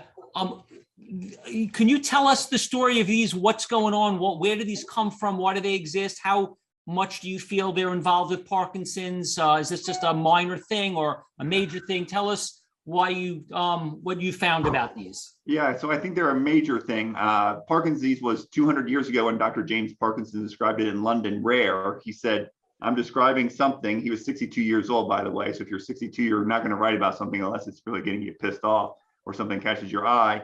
And he says, I'm describing something that's not been classified in the medical literature. So he's the son of a physician. He's a physician himself. He's saying that I'm describing something that hasn't been classified in the medical literature. 200 years later, exactly 200 years later, it's the world's fastest growing brain disease. So how do you go from something that's rare to something that's the world's fastest growing brain disease in 200 years? It can't be genetics. It has to be in the environment. And all these environmental toxins, many of these pesticides, and this chemical called trichloroethylene, very simple, 6 atoms, 2 carbons in black, 1 hydrogen in white, and 3 chlorines, hence its name in green. are all target the energy producing parts of cells called mitochondria. And in the year 2000, one of my colleagues and co-author, Dr. Todd Scher and others, wrote this powerful paper identifying that a naturally occurring pesticide, rotenone, also a mitochondrial toxin, reproduced the features of Parkinson's when fed to laboratory animals. These things are around us everywhere. I told you paraquat is found throughout the United States. Its use exceeds 15 million pounds. Use in the United States has more than doubled in the last 5 years. Trichloroethylene, 2 pounds per person were produced in the 1970s, using everything from decaffeinating coffee to dry cleaning to degreasing. A study in Italy found that found 3/4 of people had TCE in their urine. If you used whiteout, if you drank Sanka coffee, if you used a carpet cleaner, if you were in Silicon Valley, if you're one of 10 million Americans who worked with this chemical, you've likely been exposed to TCE. It's found in half of Superfund sites throughout the United States, found in thousands of other sites, including 3 that I know of in the city of Rochester, including one 15 minutes from my house in nice suburban Rochester. I didn't know about it until I was doing the research for the book. You know, we're not even taught about it in medical school. My guess is Dale's probably never even heard of it. And he was trained at the best medical schools in the country, if not the world. But these chemicals are around us and they're fueling the rise of Parkinson's disease. And this one also causes, is a known carcinogen and causes liver, kidney cancer, non-Hodgkin lymphoma, multiple myeloma, and prostate cancer. And I learned about it from your book. So thank you for that. And perchloroethylene as well, and the whole list that you gave in the book, which was really fantastic. And I'd love to see a list that has, here are the ones that actually impact, complex 1 more than the others, because I think this is, again, things that are unrecognized. People show up to the doctor, they have Parkinson's, they say, we don't know why you got it. And we should know why you got it. And I'm going to apologize now. I got to sign off at this point, but I really appreciate, fantastic to hear the questions, fantastic to be with these experts here. And thank you so much for putting together this wonderful conference. Thank you, guys. Thank you, Dr. Bredesen. Thank you. It's been a pleasure. Take care, guys. So continuing then, so Dr. Dorsey, just why is this available? In other words, if you're saying that this stuff is, that you're reading science that's clearly correlating with health conditions, in this case, Parkinson's, with specific pesticides, chemicals, you're just saying that that's just how it is. No one has the power to change anything. The government agencies, the EPA, this is big profitable industries, and no one has an interest in changing anything. So we just let it go into our food and our water, and that's that.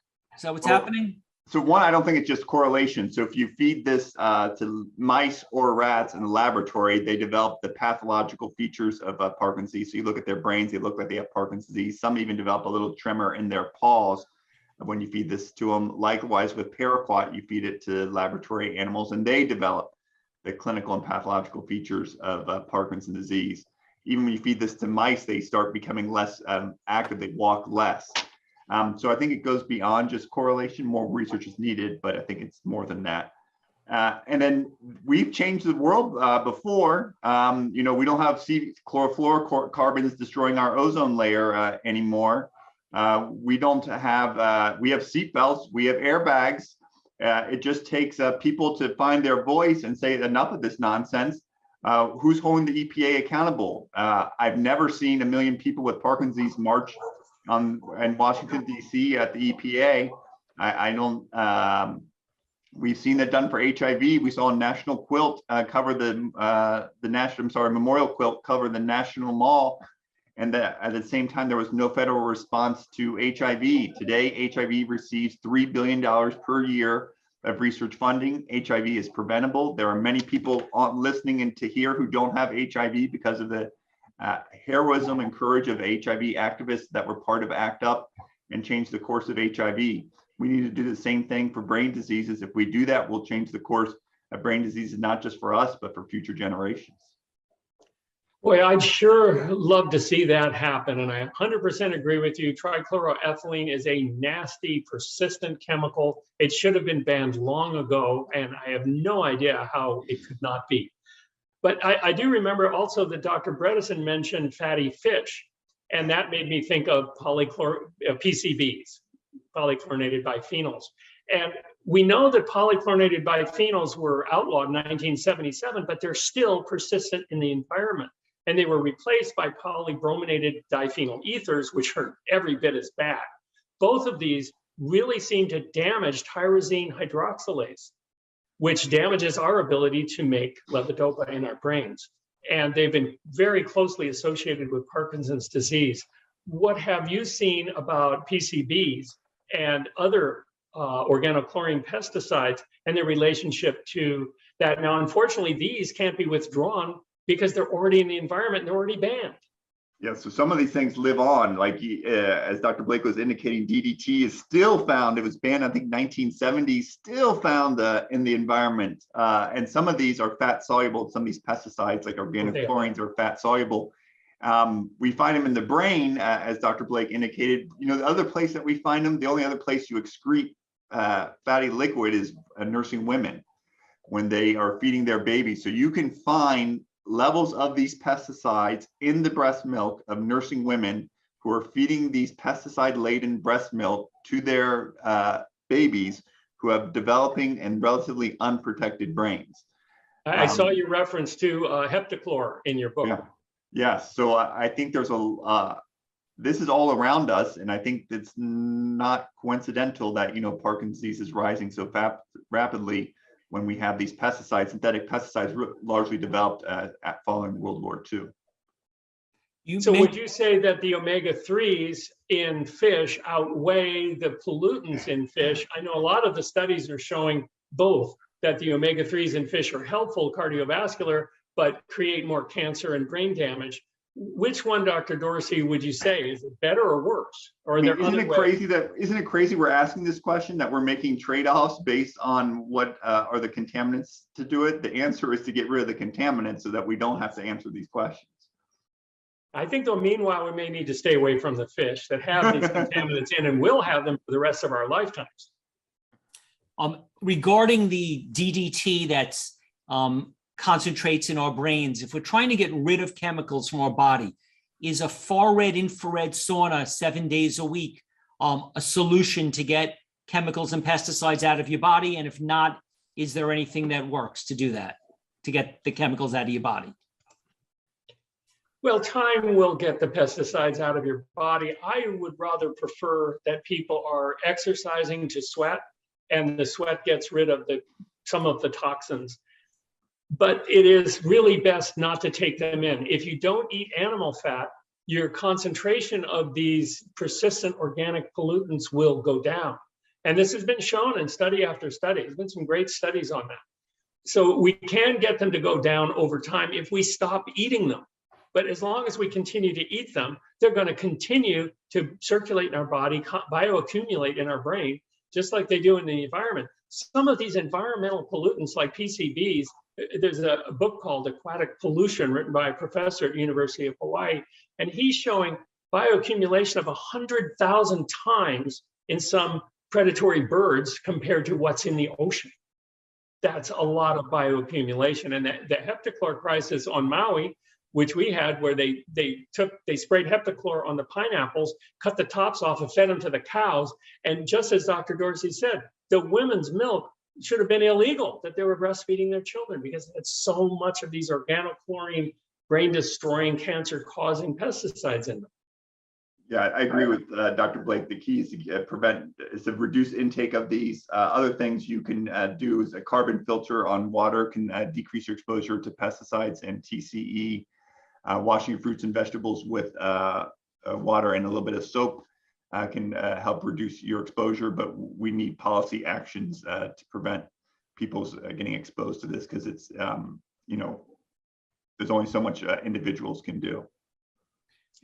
Yeah, and also it's outside of dicambro, which is the only organochlorine I think that's still in use. The other ones are no longer registered and being sprayed. They're just everywhere.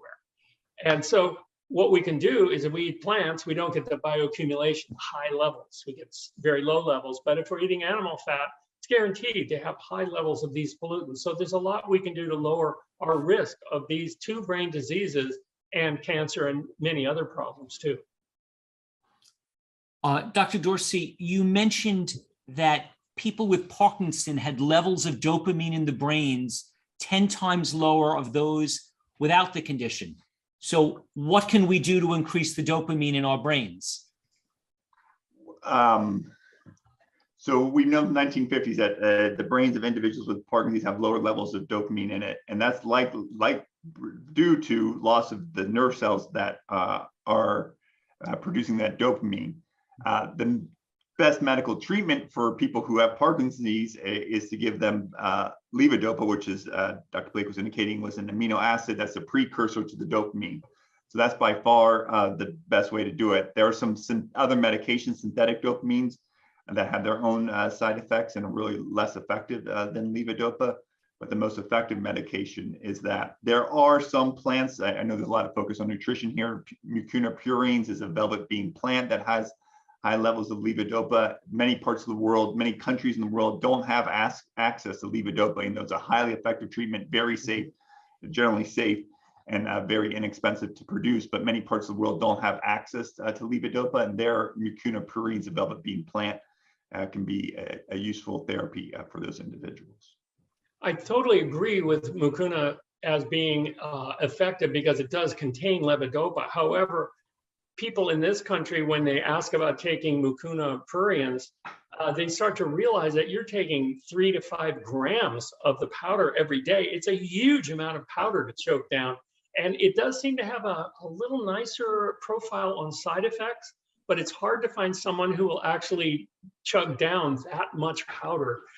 So in more affluent countries, but I do want to mention there's some other treatments that may not have been thought of in medical circles because they're non-patentable, non-profitable. One of them is sesame seed, it has sesamin, which helps to preserve tyrosine hydroxylase so we can make more levodopa ourselves. Another is the genistein in soy products. This also helps to preserve our own production of dopamine. So there are several plants that can actually assist us in making our own dopamine from its precursor levodopa.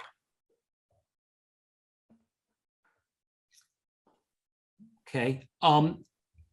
Back to the question of DHA, EPA. A lot of people are saying that you need to prevent dementia. DHA, EPA. I believe Dr. Furman has recommended taking a supplement of DHA, EPA. Is this something that you recommend for prevention of neurodegenerative diseases like Parkinson's and Alzheimer's? In general, no. And this is because there's two big problems with fish oil supplements, which are the general way that people get DHA and EPA. Two problems with fish oil supplements are, one, the pollutants. If you look at PCBs, PDBEs, DDT, all of these brain-destroying chemicals, they're highest in fish oil, higher than any other source. So that's a problem. Sometimes manufacturers try to remove some of these, but they don't succeed completely. Now, you can get algae-based DHA and EPA, and these are lower in the pollutants, much lower in the pollutants, so they're safer from that way, but there's still another problem. Among fatty acids, DHA and EPA, which are long-chain, highly unsaturated fatty acids, are very prone to rancidity. And this means that by the time they take the fish or even the algae and cook out the oil and package it and process it and label it and ship it and you store it in the shelf, it's rancid. And studies have shown this. One study in South Africa showed 91% rancidity before the stuff was even shipped. Rancidity in these oils can lead to DNA adducts and cancer risk. So we want to be sure not to take rancid oils. Well, what's the solution? The solution is that we can take these omega-3s from plants, the alpha-linolenic acid, and this is then, and I've got chapters in my book on this, Fats and Oils Demystified. The alpha-linolenic acid is processed with the enzyme delta-60 saturase into stearidonic acid. Now, that's the rate-limiting enzyme for producing EPA and DHA in the body. Remember, Most Americans produce most of their DHA and EPA in their body compared to what they take in from fish. So we are all making it all the time anyway. It's not an essential nutrient. And then there's elongase and delta-5 desaturase, and you come up with EPA, a couple more steps, and you get DHA. So this can be made in our body. There are several nutrients that are needed that for this to take place. So we can make our own DHA and EPA. This means that we're not getting the pollutants and we're not getting the rancidity. And I see this as a better way to do it.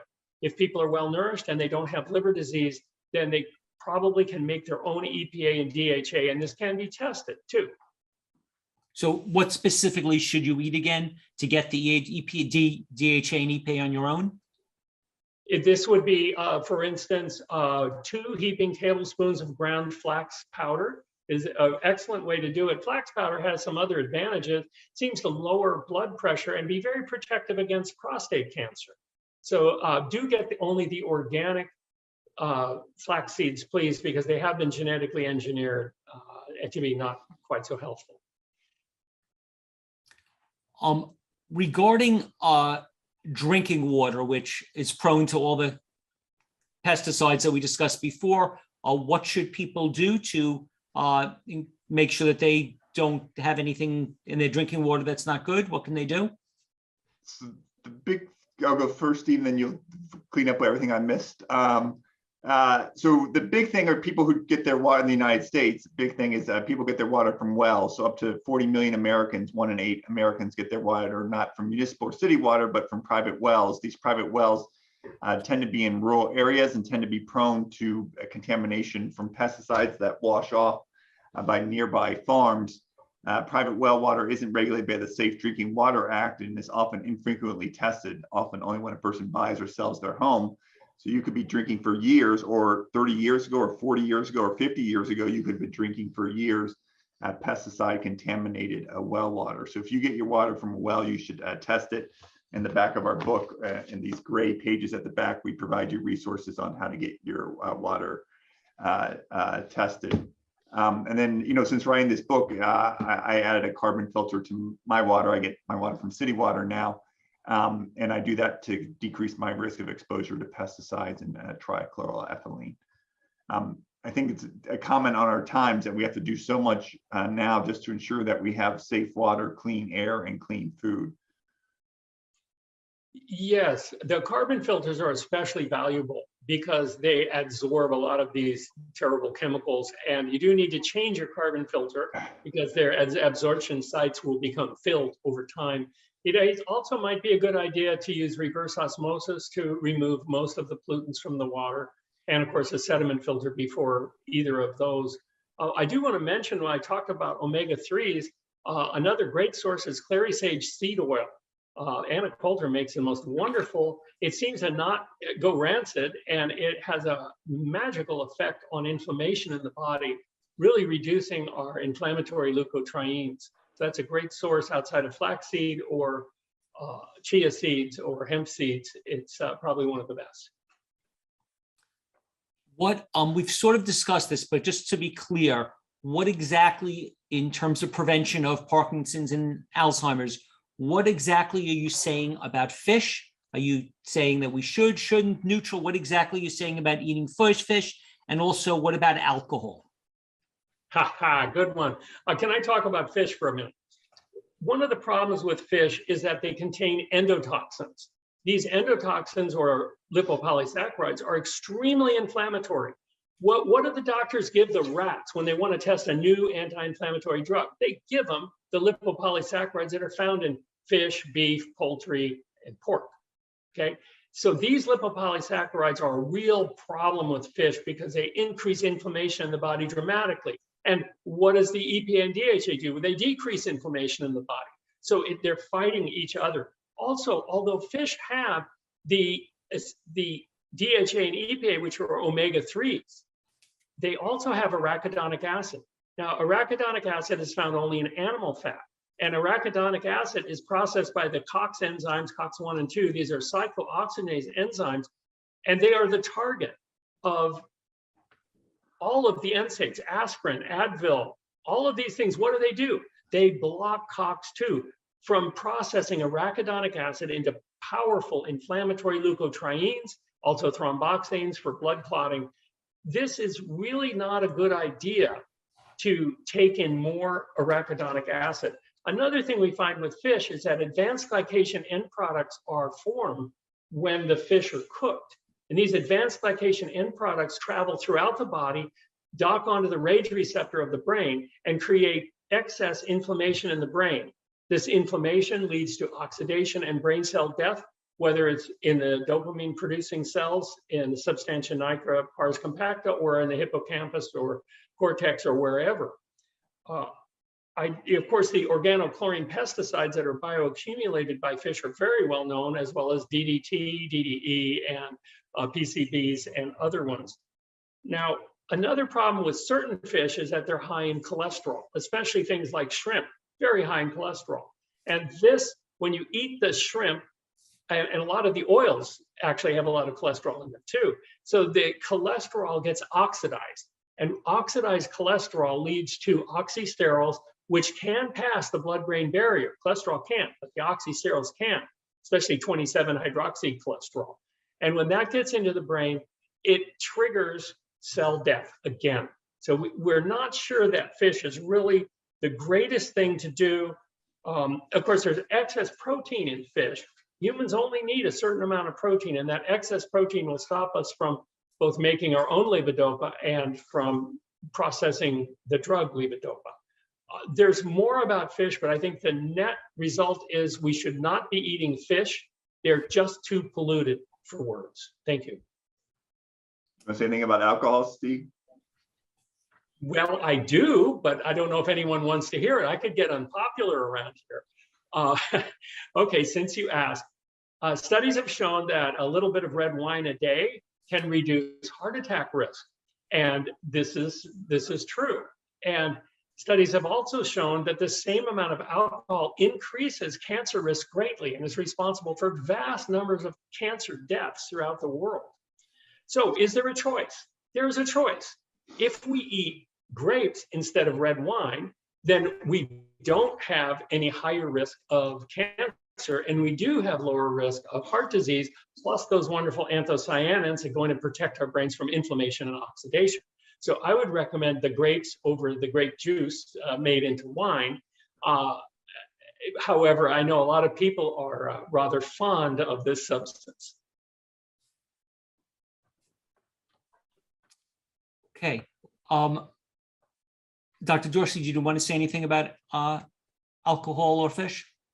Yeah, not great evidence. If you have Parkinson's, a mild amount of alcohol is probably fine. If you have Alzheimer's disease, I think you probably want to think a little bit harder about consuming alcohol.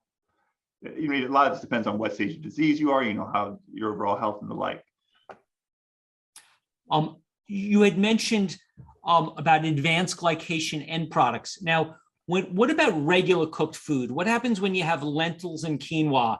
They're cooked foods, but is there, maybe I'm getting confused between acrylamides and AGEs, but the question is with cooked food, there's been reports that I guess they form something called acrylamides.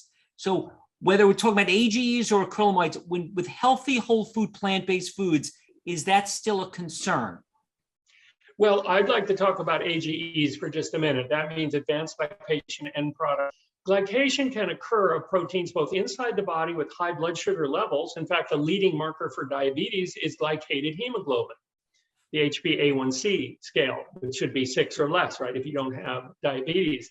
However, when food is cooked, barbecued, broiled, or fried until it's brown, not blackened or anything, but just brown, the Maillard reaction takes place and we get advanced glycation end products.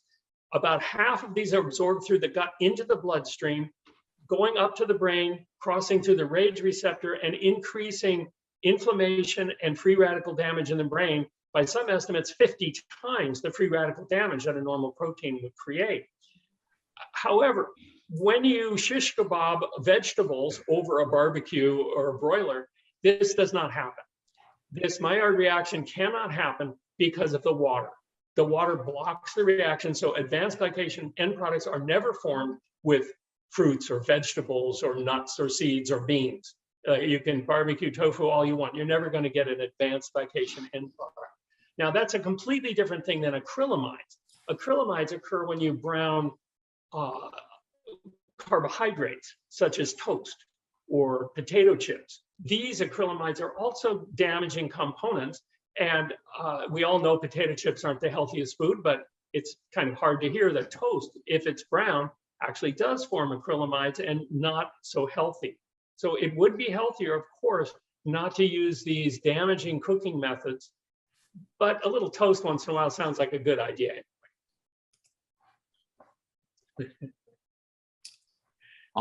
Okay. There was some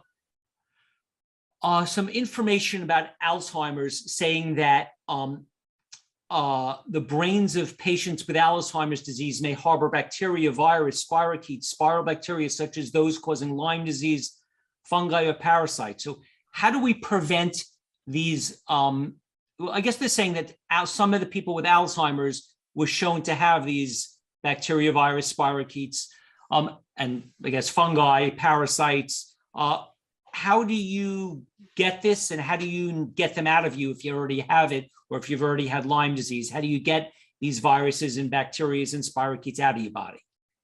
Dr. Dorsey, how would these get through the blood-brain barrier? Enlighten. Yeah, so this is a little outside my area of expertise. So Lyme disease, spirochete, can cause neurological damage. Highly effective treatment are antibiotics. The most effective antibiotics likely is medicine called ceftriaxone. And the person who's an expert on fungi is Dale, Dr. Bredesen, who we just lost. So I would defer to him on that topic. Okay. Well, thank you. And I think it's my opinion that most of these are prevented from entering the brain if the blood-brain barrier is intact. Now, I know there can be damage to the blood-brain barrier, both in Alzheimer's disease and Parkinson's disease, that allow foreign particles to enter the brain. But in large part, I do not see, and I have not seen the research showing that a significant amount of these, and that there is a significant problem for these two neurologic disorders. Okay. Is cardiovascular disease, if you have cardiovascular disease, does that put you at greater risk for Alzheimer's? Oh, absolutely. Studies have shown that people with atherosclerosis have a much higher risk, 2 to 3 times the risk for Alzheimer's disease. And that, of course, is because of vascular dementia. Those with plaque in their arteries are going to have a little bit of the plaque break loose and plug a capillary or an arteriole in the brain. And when this happens consistently, you get vascular dementia, which eliminates parts of your memory, and your cognitive cells are damaged by that. Of course, if a larger piece of plaque breaks away, you can have a real stroke or a heart attack. Also, the same saturated fat that creates this atherosclerotic plaque and high cholesterol increases the amyloid beta production, both through lipid raft changes and through the secretase enzymes, which create the amyloid beta in the brain. So there are many ways that the diet that create atherosclerotic plaque also increase Alzheimer's disease. And it would be nice if people did not eat more than 12 grams of saturated fats a day, which greatly lower their risk of Alzheimer's disease, as I described it at some length in my talk today. I have a statistic here from one of the books that said research found that those with strong social bonds were 50% less likely to die than those with weaker social network. Social connectivity is important as other accepted risk factors such as diet, exercise, and sleep for healthy aging. Additionally, those who are married exchange support with family members, have contact with friends, participate in community groups, and engaged in paid work are 46% less likely to develop dementia. Does this resonate with your research? Steve, this is you. Dr. Dorsey, are you going to talk about this? No, I was going to leave. I said it's you. Well, I've certainly seen a ton of research on social activity improving people's memory and slowing the progression of Alzheimer's disease. And I think this is a matter of using the brain too. Also brain games, our neuropsychologist is a real expert, Dr. Thomas Harding, and he not only analyzes the brain, we call him a human MRI because he can actually determine what parts of the brain are damaged with his neuropsychological testing. But he also, when he finds a weak area, he can design a brain game to strengthen that area. And so he assigns these different ways for people to re-strengthen their brain. But social activity is, have you ever noticed it's really exhausting? There's a lot of connections being made when you're out in a crowd, meeting people and getting to know people. And this is like a brain game. It exercises the brain, makes new neural connections. It helps with plasticity. It helps with the brain-derived neurotrophic factor and getting your brain neural stem cells to become real cells to replace dead ones. So yes, it has a tremendously good effect, the socialization. It's widely studied and widely shown to be beneficial. I haven't seen so much in Parkinson's disease, though. Have you? No, but I think the mechanism by which, socialization, education, exercise might all work is either creating or preserving synapses or the connections within the brain. So I think all those three are quite beneficial for a wide range of brain diseases. How about general anesthesia? Does that contribute to cognitive decline? And also, what about if the answer to that is yes, does that mean anything about local anesthesia that I get at the dentist? Well, general anesthesia, of course, can create cognitive problems and memory decline. It depends on how long the operation is, how long you're under. The really long operations, it's very common to have cognitive problems. Now, sometimes they clear up over time, and sometimes they don't. But anesthesia is definitely a risk factor for Alzheimer's disease and mixed dementia itself. Of course, people who need operations may not be in such great health themselves, so that may skew the results a little bit. Yeah, I think exactly as Dr. Blake was suggesting, in addition to the effects of anesthetics, which obviously impair memory as part of their intended use, so you don't remember things, is that the people getting these, especially for cardiovascular heart disease, have significant problems, medical problems, and it's quite clear that people after they get bypass surgeries and stuff like that have significant cognitive worsening. All the more reason to eat a healthy diet, exercise, prevent yourself from ever getting these diseases in the first place. As treatments and cures aren't easy and have their own adverse effects. Couldn't agree more. Dr. Dorsey, based on your research, would you avoid playing golf on golf courses because of all the tremendous amount of research you did on the dangers of all these different chemicals? So I don't play golf, so it's easy for me to say. But I would be really, so there was one study that found that 18 people, I think, developed Parkinson's disease who all lived around a golf course, and 15 of the 18 or 16 of the 18 lived downwind of the golf course. Robin Williams, I think, grew up right near a golf course and developed a Parkinsonian disorder. I think these are real concerns. I mentioned there have been some studies linking pesticide use on football or soccer fields, pitches, to Parkinson's disease and to ALS. We should be making sure that the sports that we play to improve our health are indeed safe, whether by the nature of the sport or by the nature of the chemicals that we're putting on the fields to play those sports. I think all of us would be fine to have a few more weeds and a few less causes of Parkinson's and ALS.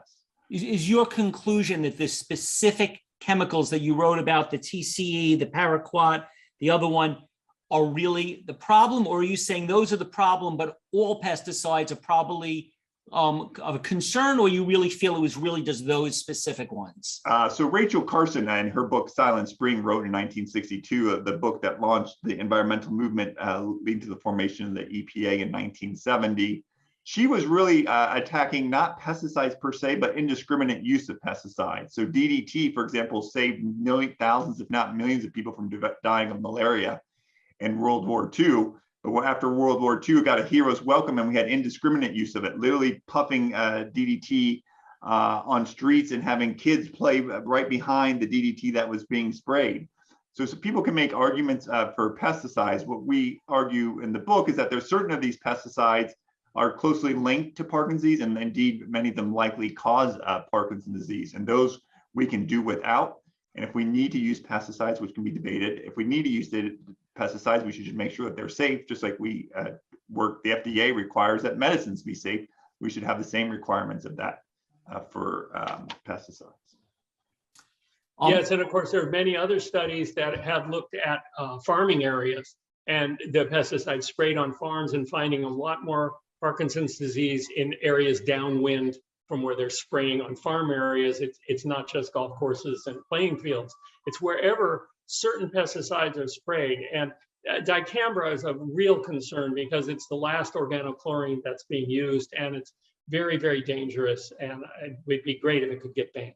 In addition to consuming them, as Steve was implying, is I think we got to be really concerned about what we're inhaling, because by inhaling things, we get around the normal protective barriers of the blood-brain barrier, and we're allowing things to basically gain a portal to the brain that really should be closed off, and really one that we haven't been selected for as humans to do, because for the vast majority of human existence, we haven't had inhaled toxins causing lots of disease. Right. Inhaled for sure. And there have been studies also of pesticide applicators where their families get Parkinson's disease from handling their clothing. It's just, the stuff is really toxic, and somehow our government should protect us from these things. And we need to hold them accountable to do so. Okay. Yeah, financially, if possible, that would do it. Back in 1976, there were only 5 million people with diabetes. Today, between diabetes and pre-diabetes, there are 100 million people, and this dramatic increase reveals why so many people are more at high risk for Alzheimer's today. So is this the case? Is this when we're dealing with Alzheimer's, should we be thinking of this as a sugar thing like diabetes, that the same way you would deal with diabetes, the same steps you would take to prevent diabetes, you'd be working on preventing Alzheimer's? I mean, is it, in your opinion, when people say Alzheimer's is type 3 diabetes, is that something you think, or how do you think about it in terms of its relation to diabetes? Can I start, Steve? Okay, if I start? Sure. Yeah, sure. So I don't think it's necessarily around sugar. I think it's around prevention. So you go from 5 million to 100 and, what'd you say, 110 million? 100 million with diabetes or pre-diabetes. So you go 20 million increase in a disease in the span of 50 years. Well, what's doing that? And there has to be changes to our environment. And if look at, soda and fast food, industrial food production, the fact that we have soda machines in the schools with kids, I mean, what are we doing as a society and creating obese children? I mean, it is unbelievable what we are putting up with and tolerating. We should just be changing the course completely. And I think the same thing for Alzheimer's disease. Alzheimer's, I think air pollution would be a huge factor. Air pollution costs every person in the world 3 years of life. 3 years of our life expectancy is lost to air pollution worldwide. And I think it's fueling the rise of Alzheimer's disease and likely contributing to the rise of Parkinson's disease. We mentioned cardiovascular disease, increasing your risk for Alzheimer's disease. Many of these diseases are to a large extent preventable. I think Parkinson's disease is to a large extent preventable. Obesity is certainly to a large extent preventable. Type 2 diabetes is certainly to a large extent preventable. Alzheimer's disease, to some extent, is likely preventable. ALS, to a large extent, may be preventable. Many cancers are preventable. Until we wake up and change our environment, hold our representatives accountable, we're going to continue to suffer the adverse health consequences. We'll pay 100 times more on the back end for treatments and cures that are toxic and disfiguring than we'll pay on the front end. If we change the course of it, like we did for HIV, like we live in a world free of polio. We don't have great polio treatments or great polio treatment centers because we just quite frankly have a world that's largely free of polio. If we do the same thing for these other diseases, we can live in a much healthier world, and one we can have longer, healthier lives for us to enjoy. Well said, Dr. Dorsey. I agree. Now, about diabetes, type 2 diabetes, I wrote a book called Diabetes Breakthrough, The Key to Insulin Resistance. And this is actually my latest book. And I'm giving a talk at this conference on April 10th, where I will be talking about diabetes and what is the problem. And the real problem with diabetes is not just sugars. It's sugars and saturated fat together. And this is the problem. The problem is insulin resistance. where the cell membranes of our muscle cells and our liver cells become insulin resistant. And they're insulin resistant because of the excesses of saturated fatty acids in the diet, as Dr. Dorsey mentioned, junk food, fast food, all of this stuff that is not really food at all. And a lot of it is loaded with saturated fat. Why? Because it's satisfying to the stomach. That's why people love saturated fat. If you get your saturated fat down, then what happens is, okay, when you have too much saturated fat in your body, then it changes the fluidity of the cell membrane so that fewer insulin receptors are found there, down to half as many. But there's more, because as you get more saturated fats, the insulin tries to get the excess blood sugar into the cells so it can't damage your arteries and your eyes and your kidneys. But it doesn't succeed because the transmembrane protein, the insulin receptor, has an alpha end that the insulin docks to and a beta end on the inside of the cell where an insulin receptor substrate has to dock into. But with excess saturated fats, you get excess cytokines like tumor necrosis factor alpha, which create, it's a long story, but I'll tell you a little more of it, which create suppressor of cytokine 3. And this inactivates the insulin receptor substrate so that it cannot make GLUT4, the glucose transporter, and it can't get the blood sugar into the cell. So this is the problem. Now, what happens when people lower their saturated fats for a couple of weeks? Their type 2 diabetes goes away, even if they're still eating rapidly absorbable carbohydrates and sugar, because our bodies work really well. If we don't have insulin resistance, we could drink, heaven forbid, 12 teaspoons of sugar in a Coca-Cola, and all of that sugar would trigger a bunch of insulin, which would trigger a bunch of insulin receptors, which if they work well, would get that sugar into our cells. Okay, obesity may still be a result.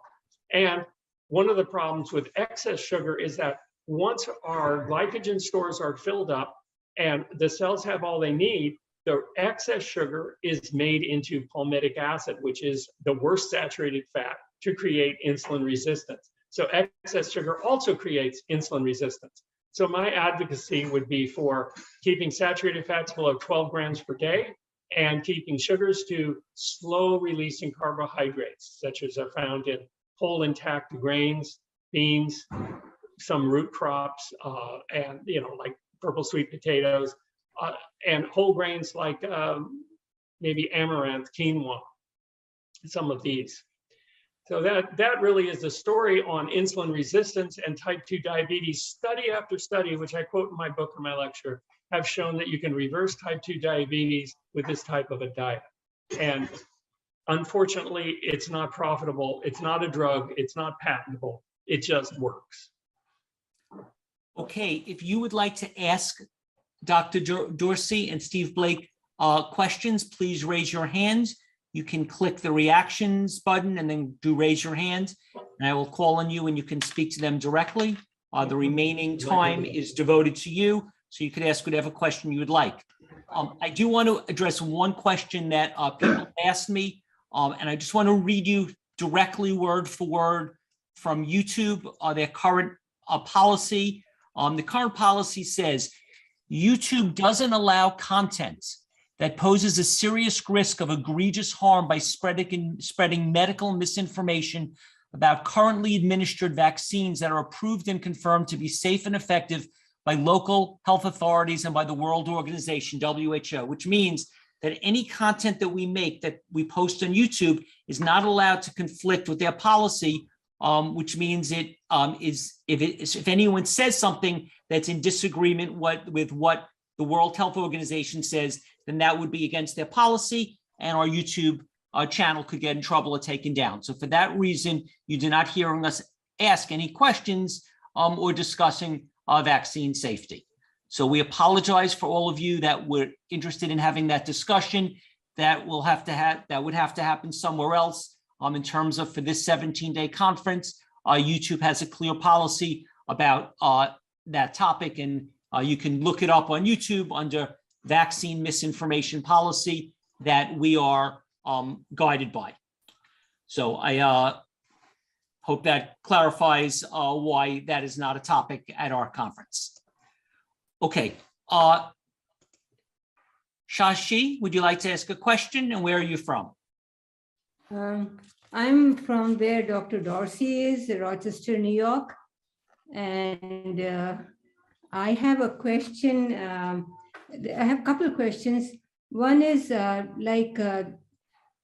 filters to purify the home air. If you have in your heating cooling unit HEPA filter, is that not enough, and you should get separate air filters for each room? And what kind of air filter is effective in removing most of the toxins? So that one is about the air filter. And the second question is, we have heard so much about exercise, but if the person has no energy and no motivation, and are taking the usual supplements, the B12 and D and some omega-3s, then what is there to help develop motivation, energy, overcome fatigue, and infuse the drive in the person who needs to overcome the disease? I'll start. So, Mr. Arnold, thanks very much for the question. I can't answer the question about air filters. I really haven't looked into that in depth. I think the key thing with air filters is is we need to be mindful of the environment in which we live. You might have a clean air in your kitchen or your bedroom or in your house, but that may not be reflective of what's outside. Now, there's some suggestion if you're driving in traffic, you can do the the continuous air circulation so that you keep your windows up and you have the air in your car circulate itself. And air filters may be beneficial, but again, it's not an area that I've investigated deeply. What to do if you don't have the motivation for exercise? Maybe Steve's going to have suggestions here. We need to create a sport for everyone and everyone for a sport, and not everyone's got the same drive and motivation, nor does everyone have the same health and freedom of disability that many of us enjoy. And so we need to create opportunities for people to stay physically active regardless of their individual circumstances. And some people might need a little bit more support. I'll just say what I do for myself. Every time I exercise, I think about my future self. And I take care of a lot of older people, and I've never met an older individual who's ever regretted doing exercise when they were younger. So that's when I think about exercising. I don't do it for myself today. I do it for my, hopefully I like to be 70 or 80 years old, and I do it for that person. And tall people don't age well. You can't see it right now, but I'm 6'5", and I also realize that tall people don't age well. So I look at things for projecting forward into the future for me. Maybe that'll be helpful to you, but some people need other means of support. Okay, yeah, a HEPA filter might be a good idea these days, both to filter out germs and bugs and other things, but it depends. If you're having smoke in your air, which can be very toxic, have a lot of pollutants in it, then you may need a humidifier combination with the filter in order to keep your air cleaner inside. Now, as far as exercise goes, I know that I love to run. That's my favorite sport. But every time when I get off my chair and get out there and start running, I feel great. And by the time I come back an hour later, I feel fantastic. So what you need to do with exercise is you need to do it on faith. Just get out there and do it. And you need to do what you love to do. We all have sports that we love and hate. Some people would never run, but they love to swim. Other people love to play ball. Other people like team sports. Whatever you like to do, that's what you should do, because you'll do it. And build it up little by little. One of my greatest teachers says, activity creates energy and inactivity breeds fatigue. I think of him almost every time I go running, because I know if I'm not active, I will be fatigued. And if I do get a nice workout in, I'll feel energetic. And another teacher says the legs pump the brain. Well, that's not anatomically correct, but it's true anyway. Thank you. M.A., would you like to ask a question, and where are you from? I'm from Los Angeles, and yes, I would like to ask about eggs. I realize this is whole food, plant-based, and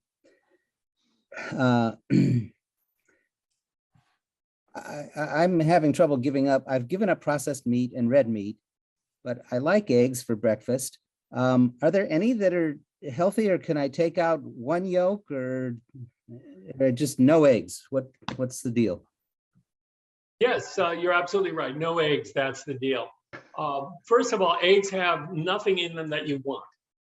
Yes, they have protein, but we all get too much protein. We don't get too little. I analyze diets constantly for decades, and 3 people I found with low protein were getting half the calories they needed to survive. So protein we don't need. Lutein is advertised as being in eggs, but there's less than a dozen eggs. There isn't a leaf or 2 of kale. It's a very poor source of lutein.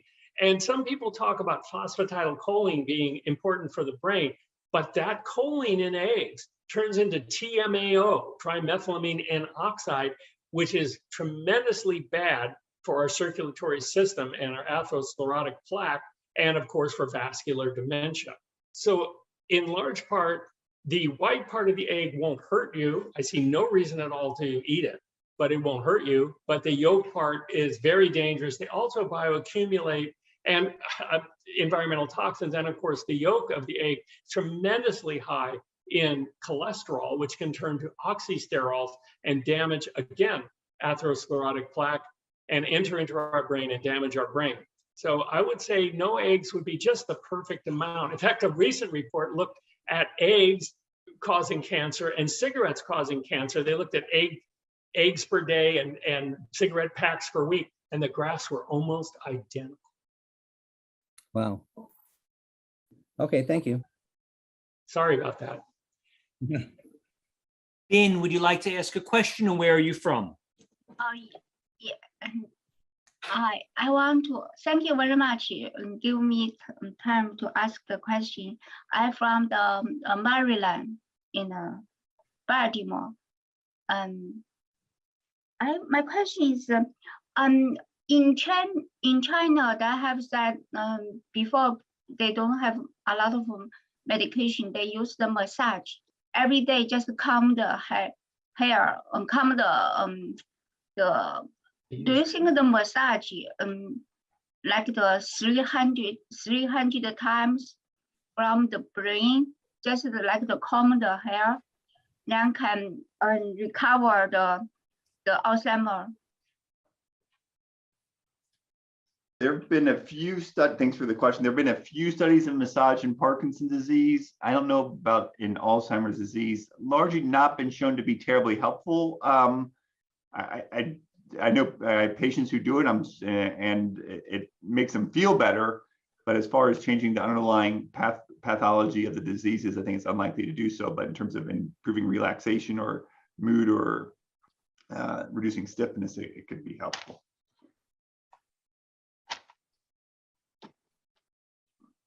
Thank you. Because I read a lot of Chinese.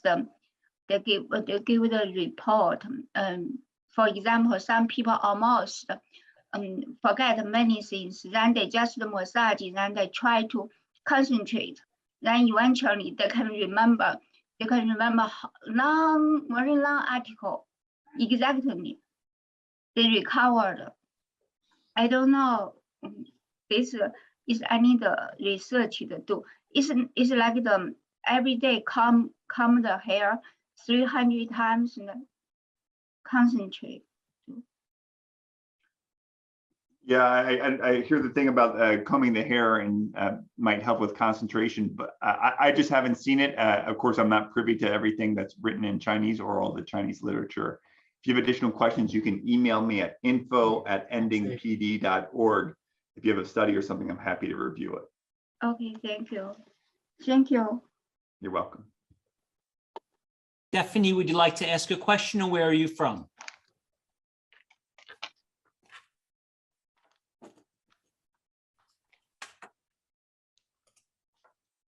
Stephanie? Stephanie, would you like to ask a question, and where are you from? Hello, can you hear me? Yes. Okay, I'm sorry. Yes, I'm from DC, and I have a question. I have a disease called PCOS that causes insulin resistance. And I heard you guys speaking earlier about insulin resistance in fats. What about healthy fats like avocados, nuts, some of the healthier oils like avocado oil, olive oil, etc.? Are those off limits? Oh, well, I'd love to answer that, Stephanie. I think that a reasonable amount of avocados is fine. Avocados have both vitamin E and vitamin C, not to mention carotenoids are very helpful from an antioxidant standpoint. And they have very low saturated fat. So they do have a little bit. If you eat too many of them, you can start getting in trouble. If you don't want to gain weight, you shouldn't eat too many avocados. We live on an avocado orchard, so we know about eating too many avocados. But when we get too many avocados, we make them into avocado fudge ice cream, which is just avocados and sugar and chocolate. Wow, and vanilla, that's great. So healthy fats, yes to avocados, yes to nuts and seeds, yes to nut butters, and yes to olives. As far as extracted oils go, try and eat the very minimum or no extracted oils because they've lost a lot of the goodness that's in the plant that they're made from. So minimize, if you do need to use some oil for cooking, a little sesame oil or extra virgin olive oil would be the choice. And I keep that down to a very small amount, please. Thank you. Thank you. Lorraine, would you like to ask a question, and where are you from? Yes.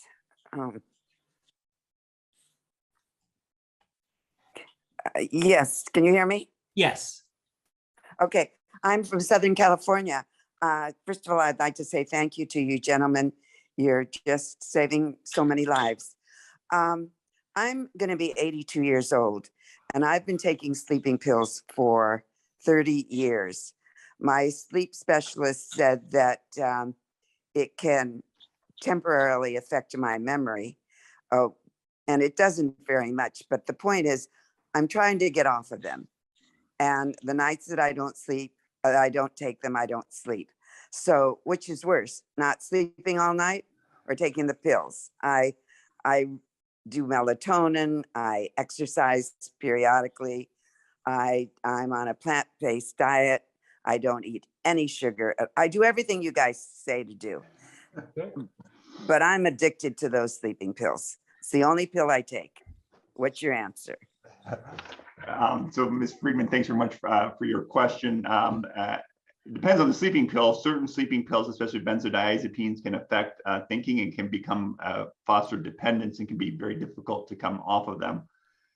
In general, as you probably know, you probably want to have good sleep hygiene, trying to go to bed at the same time every day, waking up at the same time every day, avoiding eating before going to bed, avoiding screens, except maybe for this conference, and others before you go to bed.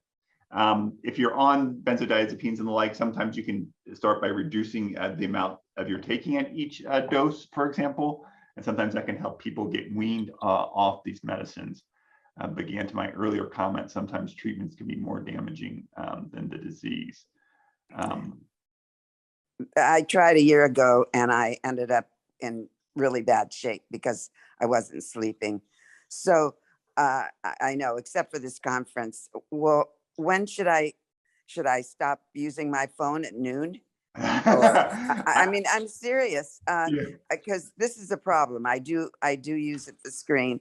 I can't sleep, so I turn on the TV to fall asleep, and I don't want to do that. But I don't know what to do. Should I just wing it and not sleep for a while and get so tired that I have to sleep? I don't know. I'd have to be your doctor to give you better advice, but I'll tell you They what I don't do. have any answers. I'm sorry. I put my phone when I go to bed. I put my phone in my closet and I leave it there. So the only thing I see at night is the newspaper and then my wife and then sleep. So I think these screens can be very disrupting to our sleep-wake cycles. Exercise can be beneficial for helping promoting sleep. Avoiding food at night, going to bed, getting a new habit can all be helpful, but it can take time. All right, thank you so much. It's been a pleasure. Lorraine, I would like to say that for me, exercise is number one for going to sleep. If I don't exercise in a day, I'm in the office all day long and I really don't get any exercise, I don't sleep well either. But if I do get at least one good session of aerobic exercise, it really helps me sleep. So do stay within your aerobic limits. But if you can do that, it can really help you sleep. And for me, that's my best way to go to sleep. Thank you. Good luck. Thank you so much. Emmanuel, would you like to ask a question, or where are you from? I'm from Ottawa, Canada. My question is there a link between aluminum and Alzheimer? Because I would like to change my pots, my casseroles, to cast iron. I don't know if you heard about that. Steve, you want to go about aluminum and Alzheimer's? Sure, I'd be happy to. Well, it really depends which studies you look at. All the studies published by Reynolds and sponsored by them show that aluminum is not a problem at all. And that's just, pretty standard. Aluminum actually does not cross the blood-brain barrier. That's good news. However, it can be inhaled. And so antiperspirants often contain aluminum, and that way it can bypass the blood-brain barrier and get into your sinuses and into your brain. So that's one of the main routes there. On the other hand, I see no reason to use aluminum pots or pans or even aluminum foil because aluminum is not an essential mineral for humans. So we won't lose anything by not getting it. And I would say the research is not conclusive. Unless you get the aluminum into your brain, it probably won't hurt it. But there are several routes where you can get it in, usually inhaled. So watch out for those things. And of course, aluminum is found in baking powders, certain baking powders, and of course, many pans. And it might be a good idea to eliminate it if you're worried about it. But I don't see it as a huge problem. But like I say, the research has been skewed both ways. So it's hard to make a conclusion. Just one other point, building off Steve's comments about air pollution, hitchhiking on those tiny little particles that make up smog are some heavy metals like lead, platinum, and iron that can then bypass our normal protective mechanisms in our nose and our upper airways. Yes. And likely carry those heavy metals into the brain. But I don't think the pots that you're using would be my biggest concern.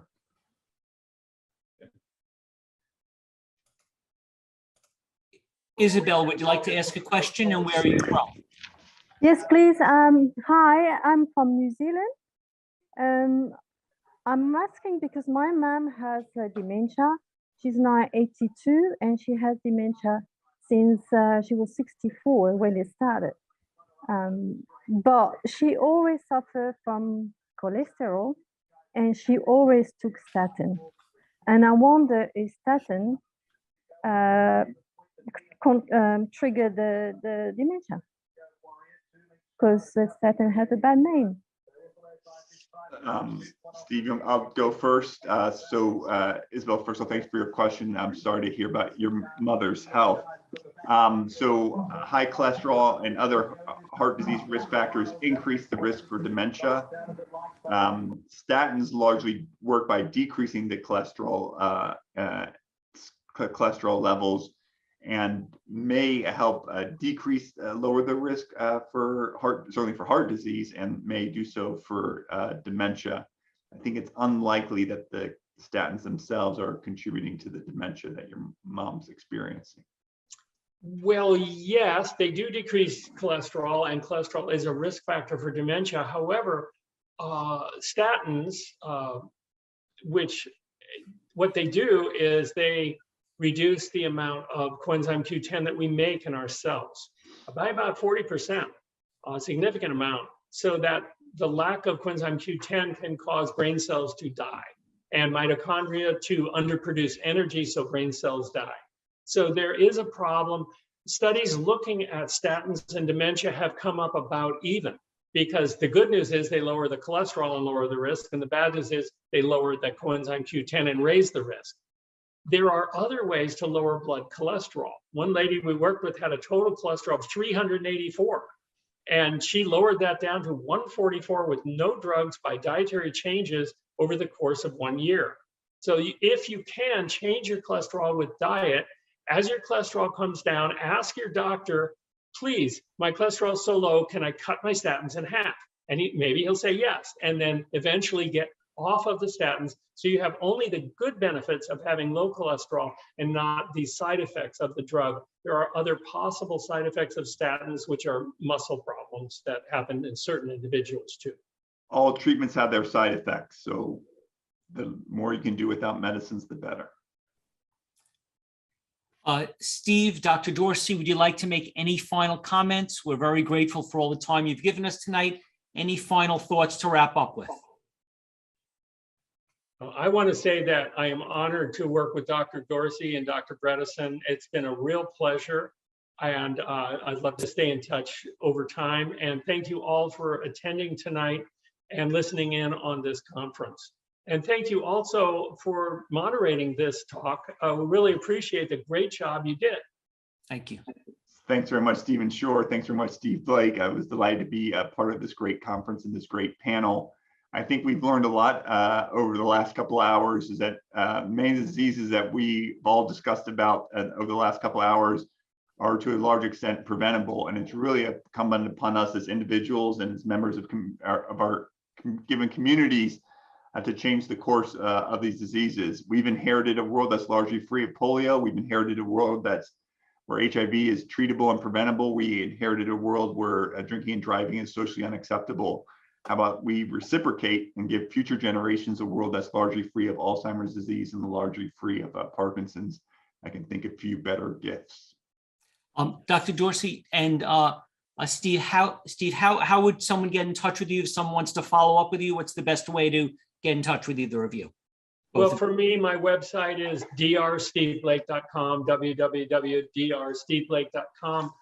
My books are generally under $10 in an ebook format, and you can get Brain and Body Food if you're having memory problems there too.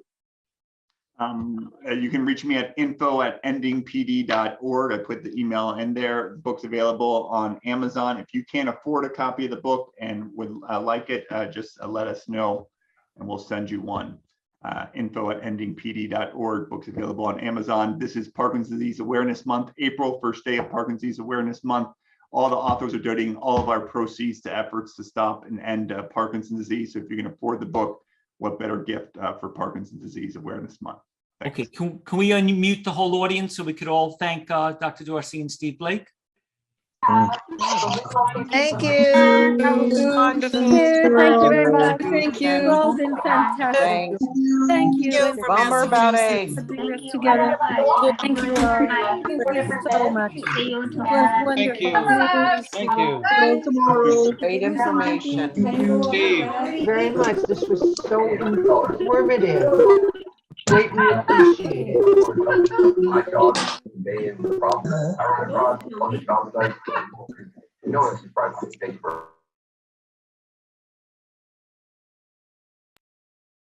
Thank you all. It's been a pleasure. Thanks, Steve. Thank you. Both Steves.